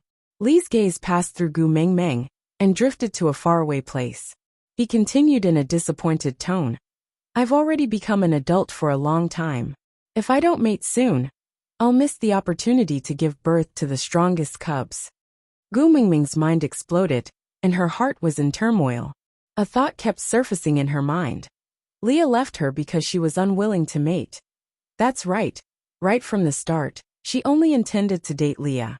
When Leah confessed to her, she even told Leah clearly that she would not mate with him and could only date him in order to lessen her psychological burden. She could occupy Lee's good side confidently and tell herself, this is a consensual thing. But now, Leah was unwilling. Gu Mingming was trembling all over, but she could not say a word. She could only clench her fists tightly and look at Leah. Her tears flowed down from the corners of her eyes like a beautiful stream. She did not know what she was hoping for, and she also knew that this looked very unpromising. But she just could not turn around suavely, and could not say those words to make him stay. Leah did not give Gu Mingming too much time to organize her emotions. He continued as if Gu Mingming was someone unrelated to him. Nina promised that her mating rights will always belong to me until she gives birth to a strong cub for me. So I have to stay by her side and help her recuperate. That's right. Nina held her head high and puffed out her chest. She had never felt so carefree before. She took a small step forward and said, "So what if you became the first beauty of Saint Nazaire, dragging along two good males like Leah and Elvis, but not willing to mate with them? Are you asking them to sacrifice for you for nothing? How selfish. I'm different. I can give Leah a litter or even several litters of cubs. With Lee's strength and my perfect genes, our baby will definitely be a king in the future." Gu Mingming took a quick step forward and raised her hand to hit Nina. But just as she was about to raise her hand, her wrist was grabbed tightly by someone. Nina hid behind Lee's back like a startled bird and gave Gu Mingming an embarrassed smile. She did not say much and just hugged Lee's waist tightly for protection. On the other hand, Leah held onto Gu Mingming's wrist with one hand and patted Nina's back gently with the other. His gaze met with Gu Mingming's doubtful gaze. His smile was still so elegant, like a demon or a deity, but it did not have the warmth he had when he looked at her in the past. Lee's voice was cold and calm like an ancient well, piercing to the bone. "Nina is my female. No one can touch her, including you." Gu Mingming tried to retract her wrist, but Leah did not let go. She could clearly feel the sharp pain coming from her wrist. This was Lee's warning. If she dared to touch Nina again, he would break her wrist? Sandy's words really came true. Leah really did touch her. Aside from the topic, thank you to Dan Xiuxing and Big Momo for their long reviews on QQ Reading. To be honest, I'm very touched. These days, there are very few people willing to spend money to read novels. There are even fewer people willing to write long reviews for a work than to spend money to read novels. It's almost to the point of being as rare as a phoenix feather and a unicorn horn. I have to say that I'm lucky and blessed to receive two such heartfelt long reviews in one day.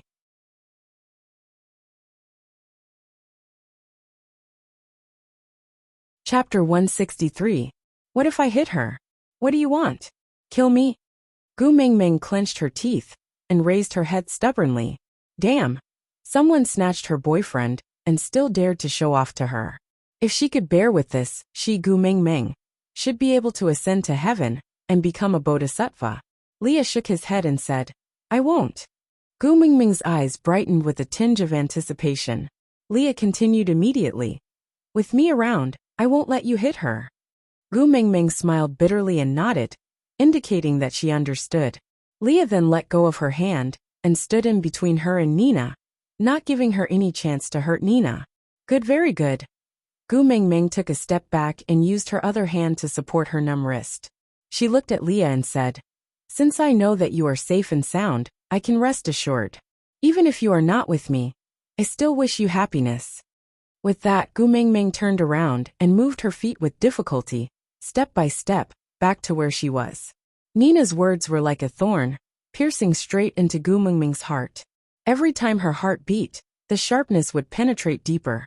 Gu Mingming, you are so selfish. You can't give a promise, so what right do you have to dominate Leah? Her footsteps were heavy, as if she was dragging the entire world. Just 3 to 5 steps. Gu Mingming already felt that she had exhausted all her energy. Can't stop, can't stop. Gu Mingming kept shouting to herself in her heart. She didn't want to part with good intentions. She didn't want Leah to remember her begging for pity in a weak and pathetic state. She didn't want it. Gu Mingming bit her lower lip tightly, trying to hold back her developed tear glands. She clenched her fists tightly and hung them by her sides, not allowing herself to show the action of wiping her tears. She thought that as long as she did that, no one would know that she was crying. But she forgot how sensitive the senses of males in the beast world were. Her first tear was seen clearly by everyone present. Xiao Meng. Just as Gu Mingming was about to give up, someone held her shoulders. Gu Mingming looked up, but could not see what the person in front of her looked like. But in the entire Saint Nazaire, only Elvis would call her Xiao Meng. Gu Mingming bit her lower lip and could not say a word. She felt that her throat was dry and tight, and she could not make a sound. Elvis carried Gu Mingming in his arms, one hand supporting her butt, and the other on her back. He patted her gently and let her lean on his shoulder. Elvis's voice was a little hoarse. Even though he tried his best to control it, He could not hide his heartache. After deliberating for a long while, Elvis only said one sentence. "It's all right. I'm here to bring you home." With that, Elvis carried Gu Meng Meng and turned to leave. Other than Gu Meng Meng, he did not even look at anyone else. Walking out of Nina's territory, Gu Meng Meng started to choke with sobs. By the time she reached Elvis's territory, Gu Meng Meng had already cried so much that she could not even make a sound. She could only open her mouth wide to let out a gasp, with tears flowing down her cheeks. It would be nonsense to say that Gu Meng Meng's crying was beautiful. Now her nose was full of tears and mucus. She was as pathetic as she could be and as ugly as she could be. But even so, Elvis still felt an unprecedented heartache.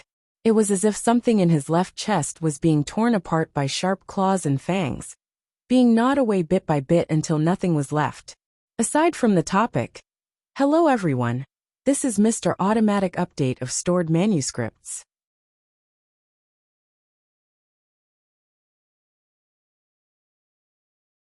Chapter 164. Even Gu Meng Meng herself did not know when she fell asleep. It was only when her throat was so dry that she had no choice but to open her eyes. Only then did she realize that her eyes were swollen like peaches, and she could only open them a little. Elvis brought a cup of water to Gu Meng Meng's mouth, and she took it without hesitation, and started gulping it down in big mouthfuls. Elvis was afraid that she would choke, so he patted her back lightly. After Gu Meng Meng finished drinking, she returned the cup to Elvis, and stood up to walk out without saying a word. Elvis held on to Gu Meng Meng's wrist and asked, "You still want to find him?" Gu Meng Meng knew that the he Elvis was referring to was definitely Leah. Just thinking of that name made Gu Meng Meng's heart ache. She did not have the confidence to see Leah again, and hear those heartless words again. So she shook her head in denial. Elvis heaved a long sigh of relief, and the strength in his hand relaxed a little. He did not want to see Gu Meng Meng's heart-wrenching look again. Elvis took a step forward and hugged Gu Meng Meng in his arms, saying, "Your feet are all bruised and are not suitable for walking for now. Where are you going? I'll bring you there." Gu Meng Meng lowered her head to look at the bottom of her feet. There was a large patch of bruised skin with traces of blood seeping through it, and it looked rather miserable. But why did she not feel any pain? Oh, perhaps there was a limit to the pain a human body could feel? It was all concentrated on her heart, and she could not feel any other parts of her body. But Gu Meng Meng did not reject Elvis's suggestion. Her throat could barely open to speak after drinking water, but it was extremely hoarse. Every word that came out of her mouth felt like a small knife was slicing her throat. "I want to go to the lakeside, the place where I first met you." Elvis did not know what Gu Meng Meng wanted to do. In fact, he could not understand most of the things that Gu Meng Meng did. But to Elvis, as long as Gu Meng Meng did not cry, he had no opinion on what she wanted to do. So Elvis took out a thicker piece of beast skin and wrapped Gu Meng Meng up. Although winter was not here yet, the weather had already turned cold, and he could not let his Xiaoming freeze. Gu Meng Meng did not resist, and let Elvis do everything on her body. Gu Meng Meng, who had been as quiet as a rag doll, only reacted when Elvis carried her to the lake where they first met.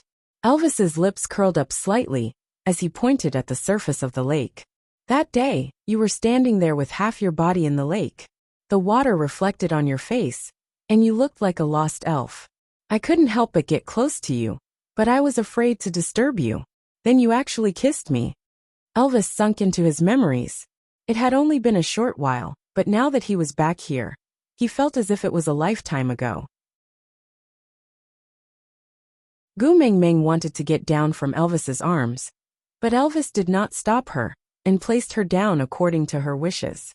Gu Meng Meng ignored Elvis's words, or rather, she ignored everything. Gu Meng Meng walked towards the lake, taking off the beast skin Elvis had on her as she walked. In the end, she was only left with the bikini she was wearing when they first met. She stopped by the lakeside, and turned around to look at Elvis. Her lips curled up slightly as she said to Elvis, "Sorry, thank you. Goodbye." After saying that, Gu Meng Meng fell backwards, causing a huge splash. Gu Meng Meng curled up her body and held her breath, forcing herself to sink into the water. She wanted to go back, return to the place where she belonged. There was no bloody bonfire party, no twisted marriage values, no Elvis, no Leah. Aside from the topic.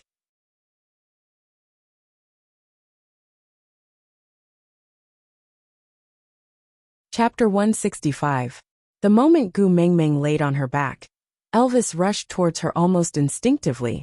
His hand was in midair, and he could not grab hold of Gu Mengmeng in time.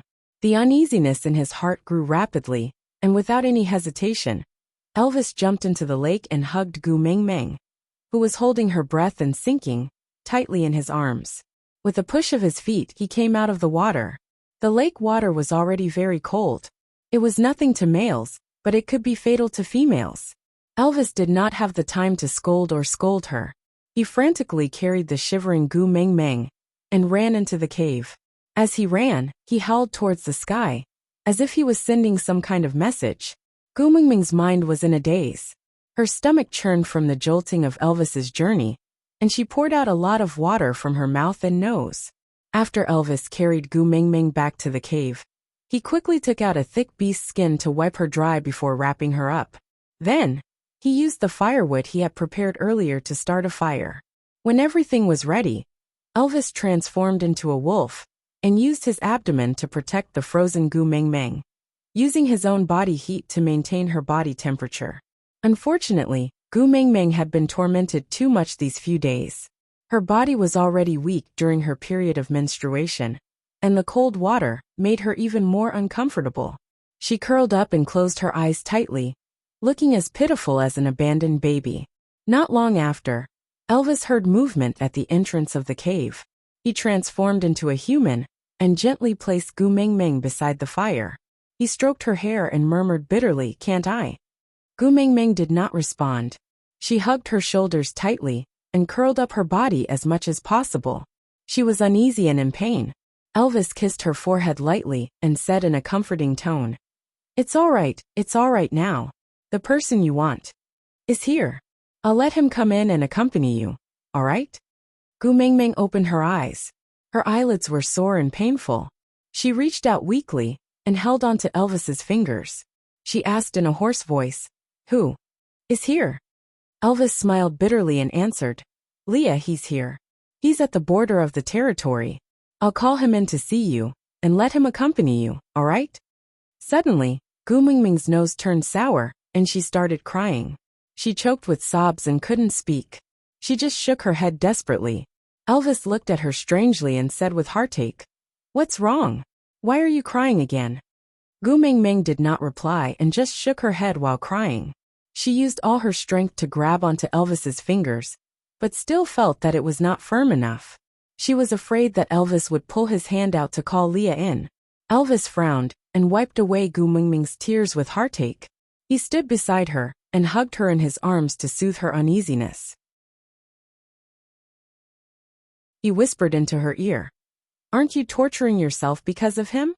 Gu Mengmeng did not say a word and just shook her head furiously in Elvis's arms. Elvis could not bear for her to be so agitated, so he tried asking, "You don't want to see him? Then should I let him leave?" Only then did Gu Mengmeng calm down. She slowly loosened her grip on Elvis's fingers and continued hugging her shoulders, curling herself into a ball. Elvis sighed. He could never understand what Gu Mengmeng was thinking about. The only thing he could do was to follow her wishes. Since she did not want to see Leah, then so be it. Elvis walked out of the cave and saw Leah standing at the border of his territory. He asked, "You're not coming in?" Lee's gaze was empty and distant. He smiled bitterly and replied, "This place is no longer a place that I can enter as I please." Aside from the topic, in order not to be stuck, there will be an update later to clarify what exactly was going on with Leah.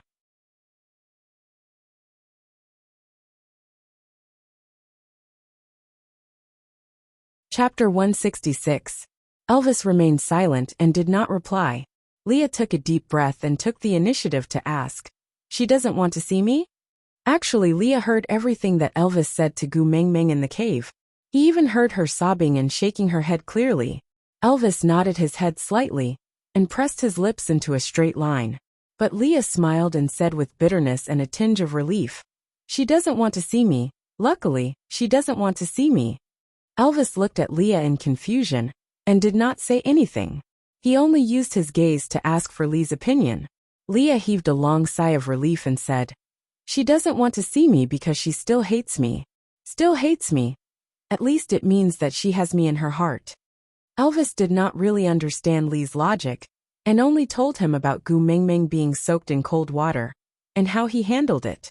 Leah nodded his head and said, "You handled it well. Before I came, I had already asked Bode to cook a pot of water shuttle and added a lot of yellow roots. Sandy will send it over in a while. Coax Mingming to drink more." Elvis nodded his head in agreement and then looked at Leah. "Then you." Leah waved his hands and said, "The most important thing now is for you to mate with Mingming before winter. Only after you successfully become Mingming's first partner can I tell Mingming the truth and think of a way to ask for her forgiveness." Elvis asked, "Are you confident that she will forgive you?" Leah shook his head and smiled bitterly. "No, I'm just gambling. I'm gambling that in her heart, I'm more important than her principles." Elvis sighed and said, "Why did you choose Nina back then? If you choose Sandy, there's still someone who can help you when you explain to Xiao Ming in the future." But Leah shook his head and said, "How can I let her lose her best friend at the same time when she loses her lover? She likes Sandy so much. It's always good to have Sandy accompany her when she's sad because of me." Elvis remained silent and stood at the same spot, not knowing what to say. But Leah used his chin to point at his leg and asked, "How did you explain your injury to Mingming?" Elvis's expression darkened and he said in a low voice, "She didn't ask, so I didn't explain." Leah patted Elvis's shoulder and said, "Bring out the aura you had when you fought with me that day. I did not hesitate to land myself in such a situation, just to see you helpless in front of Mingming." Elvis was silent. He had nothing to say. Actually, he did not mind that he was not Gu Mingming's first partner, nor did he mind that Gu Mingming liked Leah more than him. He only wanted to stay by Gu Mingming's side to take care of her, protect her, and watch over her. But Gu Mingming's insistence on maintaining monogamy had forced him into a dead end. He did not mind being neglected or being wronged, but leaving her and losing her was his bottom line. This was the only thing he could not agree to. So that night, he went to look for Leah and used the usual method of males in the beast world to decide who would protect Gu Mingming. He had won, but seeing how upset Gu Mingming was because of Lee's departure, Elvis had been asking himself for the past 2 days, was he wrong? Maybe he should not have won. Leah and Elvis had many years of friendship, fighting side by side and risking their lives so many times, so they had a deep understanding of each other. Even if Elvis did not say anything, Leah understood what he was thinking. "Don't feel guilty. Losing to you was my own decision. We all know that this is the best choice, isn't it?" Aside from the topic, branches. Looking at Elvis carrying Gu Mingming off, the smile on Lee's face slowly froze. He frowned in disgust and ordered coldly, "Take your dirty hands off me." Nina, who was hugging Lee's waist and feeling pleased with herself, was stunned by Lee's roar. She looked up at Leah blankly, only to realize that his eyes were still staring at the direction Gu Mingming disappeared in, not even sparing her a glance. "If I hear you casually express your opinion in front of Mingming again, I don't mind the number of females in Saint Nazaire becoming 3. As Leah said that, he took out a beast skin rope from his waist and tied 2 strands of long hair behind his ears before folding it inwards. This was the hairstyle Mingming had praised. She said it looked good. "Leah, how can you speak to me like this? I'm the Nina who wants to mate with you." Nina shouted at the top of her lungs. "Mate," Leah sneered. "Are you even worthy?"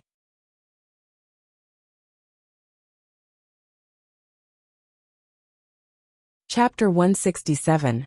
Not long after Leah left, Sandy really carried a big pot of fish soup over. The smell of ginger could be smelled from afar. Elvis welcomed Sandy outside the cave and took the stone pot from her hands. He then invited, "Xiao Ming is inside. Do you want to accompany her?" This was the first time Elvis invited another female into his cave, and he felt a little awkward. But for Gu Mingming, he would do anything he did not like. Sandy's heart was already on Gu Mingming, and she did not have the time to feel proud of Elvis's invitation. She just nodded and walked in without standing on ceremony. The moment she entered the cave, Sandy saw Gu Mingming curled up in a corner. Her chubby little face puffed up, and Sandy took a few steps forward to hug Gu Mingming in her arms. She imitated how she used to comfort herself when she was crying and patted her back lightly. Gu Mingming, I don't allow you to spoil yourself like this. Gu Mingming opened her red and swollen eyes, and saw that the person who came was Sandy. She wanted to smile so that Sandy would not worry, but the corners of her lips were too heavy. No matter how much strength she used, she could not even pull out a curve. Sandy cupped Gu Mingming's little face with both hands, and looked at Gu Mingming seriously. If you want to cry, don't force yourself to smile. I will accompany you. When you are done crying, we will eat something delicious. Boat's culinary skills have improved a lot recently, and the food he makes is getting better and better. He cooked water shuttles today, and I specially brought them for you to eat. Once you are full, you will not feel uncomfortable anymore.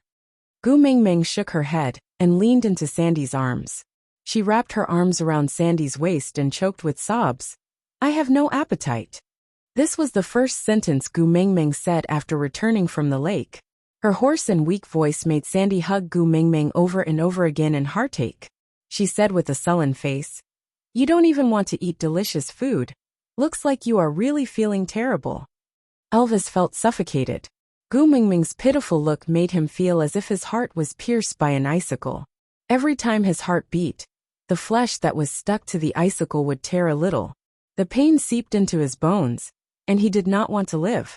Sandy's attention was completely on Gu Mingming, and she really did not have the mood to care about Elvis's life.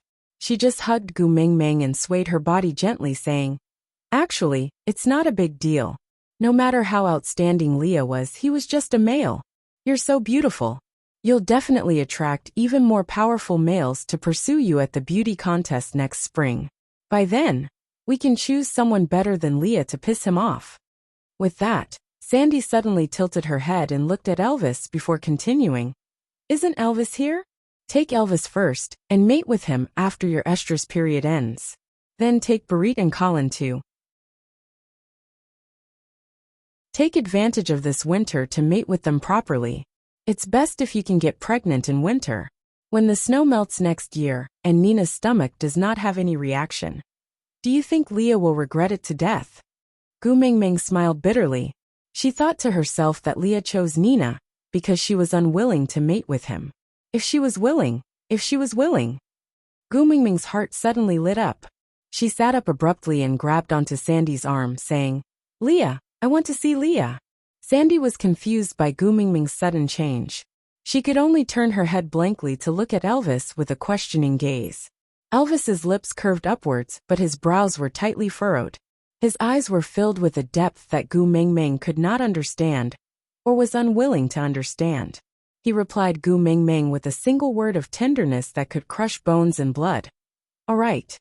Aside from the topic, thank you to the Tycoon Prideful Blood and Water Dragon.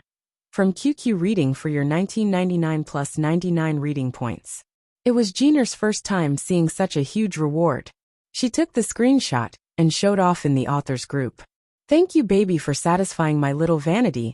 Then, this love breakup content won't take too long. It should be nearing the end. Babies, bear with it for a few more days. After I have comforted my Ming Ming, I will distribute meat to everyone. Please note to enter the group in advance. QQ group number 4927792773 My QQ is not a member, so the group I created could only accommodate 200 people. Now there are 100 plus.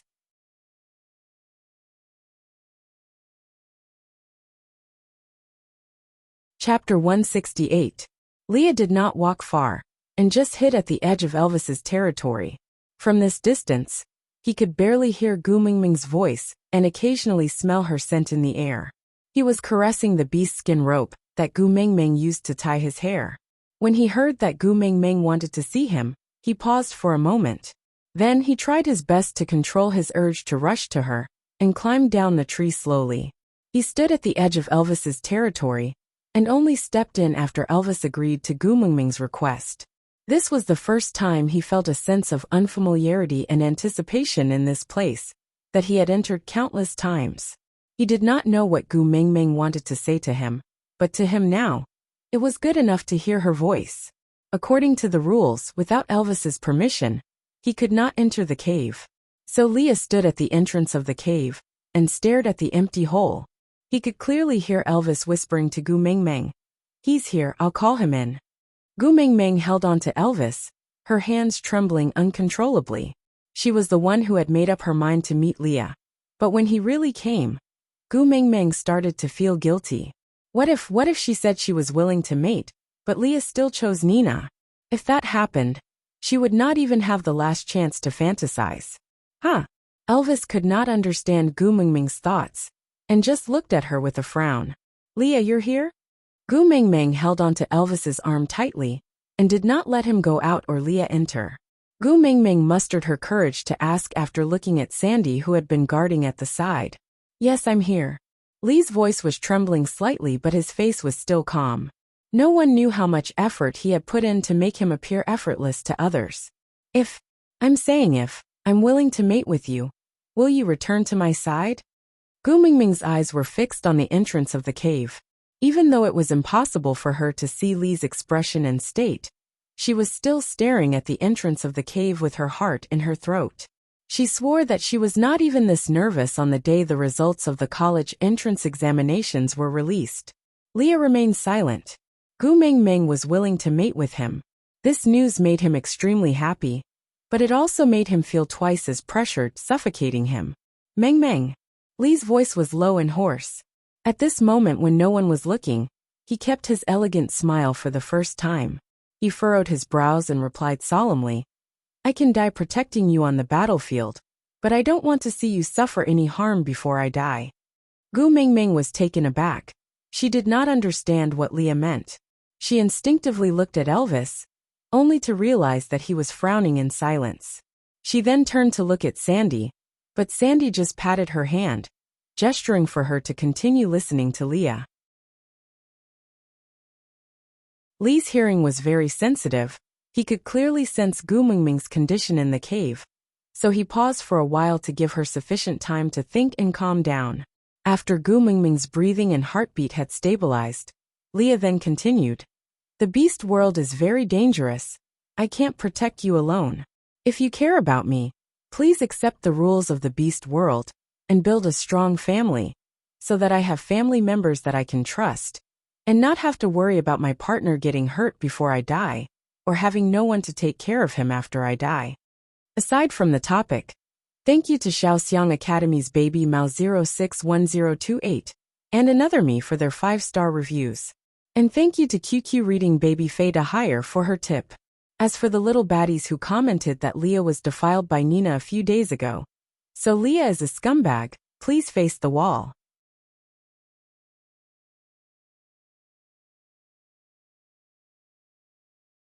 Chapter 169. No matter how dumb Gu Mingming was, she understood something by now. She let go of Elvis's arm, looked up at Elvis's eyes and asked, "A powerful family, a reliable family member. Who is it?" Leah was outside the cave, and could not see Gu Mingming's actions. He could only hear from her voice that Gu Mingming's emotions were not quite right. But he still answered, "Elvis is the strongest male in Saint Nazaire. He had already advanced to a 3rd-level beast a long time ago, but he could not advance because he did not have the support of the mating contract. I believe, as long as you mate with him, he will advance to the 4th level in no time. As long as he successfully advances." Gu Mingming laughed coldly, interrupting Lee's words. She seemed to have lost all her energy, and sat down on her own legs weakly. She looked down at her own fingers and muttered, "So in your eyes, I am just a tool for you to advance." Lee's heart skipped a beat, and he instantly understood what made him feel uneasy just now. His Gu Mingming had misunderstood him.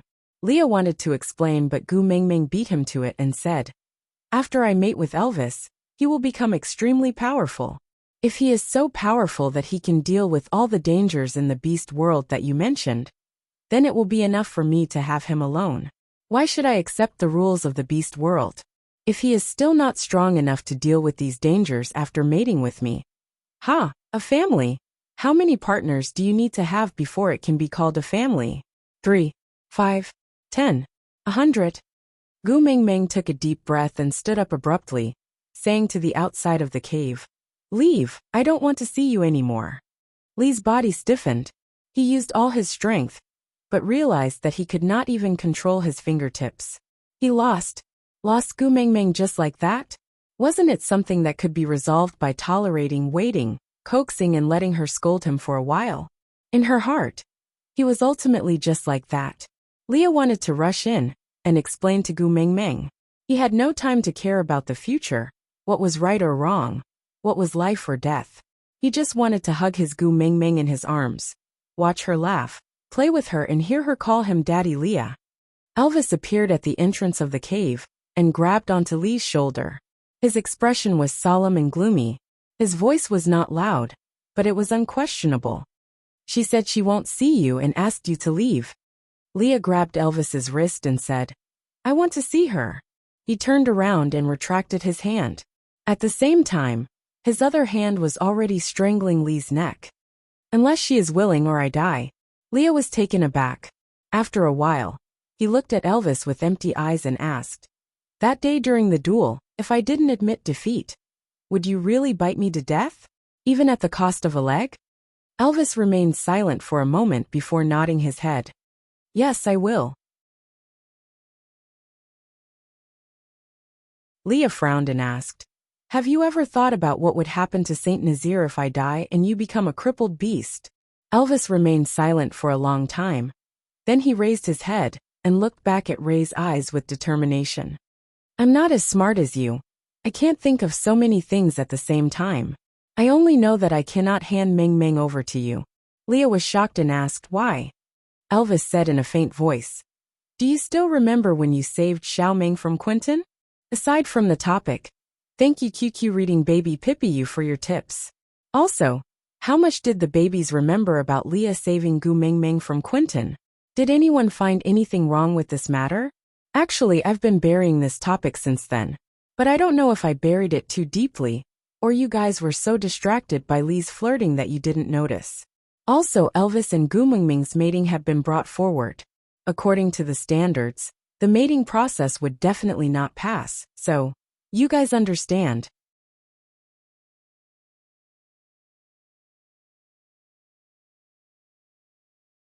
Chapter 170. Leah nodded his head in confusion, indicating that he remembered. Elvis continued, "With your abilities, you should have arrived at the scene a long time ago, right?" Li's heart skipped a beat, as he vaguely understood what Elvis meant. Elvis did not expect Li's reply and just continued, "I heard from Xiao Ming that you descended from the sky when she was about to be choked to death by Quentin. You did not come as a bird. The fact that you descended from the sky meant that you had arrived a long time ago. But you did not appear and watch Quentin hurt Xiao Ming, right?"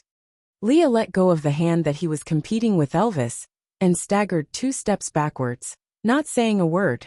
Elvis did not force him to answer and just said calmly, "You feel that you are not as important as the principles that she insists on in Xiao Ming's heart. But in your heart, isn't Xiao Ming also not as important as Saint Nazir?" Back then, in order to teach her a lesson so that she would not dare to step out of Saint Nazir easily, you allowed Quentin to hurt her. In the battle with me, you also considered Saint Nazir's future, so you did not use your full strength. In the end, you even thought of a way to pretend to mate with Nina to make Xiao Ming sad. In your heart, other than her identity as the messenger of the beast deity, and being able to bring a subversive power to Saint Nazir, what else does she have in your heart? Leah was speechless. As intelligent as he was, there was actually a day that he would be speechless after being questioned by Elvis. "I cannot hand Xiao Ming over to someone who would compare her on a scale." Elvis took a step back and blocked the entrance of the cave steadily. Leah did not rush forward again, and just lowered his head to look at his own shadow. He asked as if he was talking to himself, "Have you told Ming Ming about this?" Elvis shook his head and said, "I don't want to say anything that will make Xiao Ming sad." Leah smiled bitterly and nodded his head. Yeah, with Elvis's character, how would he do something like bad-mouthing others behind their backs? Leah was very clear that his decision back then was rational and correct. In order to keep Gu Mengmeng in Saint Nazir, he had to first seal the news of her being the messenger of the beast deity within the tribe. The less contact she had with the outside world, the longer this news could be sealed. Then, the chances of Elvis and him fighting to mate with Gu Mengmeng, and even allowing her to give birth to her first child during this period would be relatively higher. So he silently allowed Barit to let Gu Mengmeng out of Saint Nazir. He thought that with his protection in the dark, everything would be under control. Or perhaps earlier on, he had already deduced all of this countless times. He never told anyone other than Elvis that Saint Nazir might get the messenger of the beast deity in the future. He allowed Nina to be unruly, willful, arrogant and despotic. Even the title of the first beauty of Saint Nazir was given to Nina by him. So when the messenger of the beast deity arrived, Nina, who was used to being arrogant and willful, would definitely cause trouble. And this was the opportunity he wanted. Of course, even without Nina, he would still train a female similar to Nina himself. It could be Sandy, or it could be Maya. However, Nina's request saved him a lot of trouble, because those who had done this kind of thing once would be more adept at it. The truth proved that all of Lee's deductions were correct. Nina stirred up a conflict as he expected. Quentin laid his hands on females as he expected, and he played the role of a hero in the face of danger as he expected. But he did not expect that the messenger of the beast deity was Gu Mengmeng, a person who made his heart beat again. Aside from the topic, after receiving the notification from the editor, QQ Bookstore had arranged for the second round of PK. I did not even know if I passed the first round of PK. I, who received the notification directly, was also dumbfounded. The editor requested for a guarantee of 5 chapters during the 2P period. So my babies, do you know what to do? Bookstore's collection point and free recommendation tickets every day. Remember, it's every day. Please leave comments and gifts between today and Friday that you're tuning in to the Lee May's Sword of Destiny YouTube channel. We're so grateful for your support. And don't forget to subscribe to join us on this incredible journey through captivating stories. Your generosity through donations truly makes a world of difference, as it's the primary source of revenue that allows me to expand and enhance this channel for you. Thank you from the bottom of my heart for being a part of this adventure.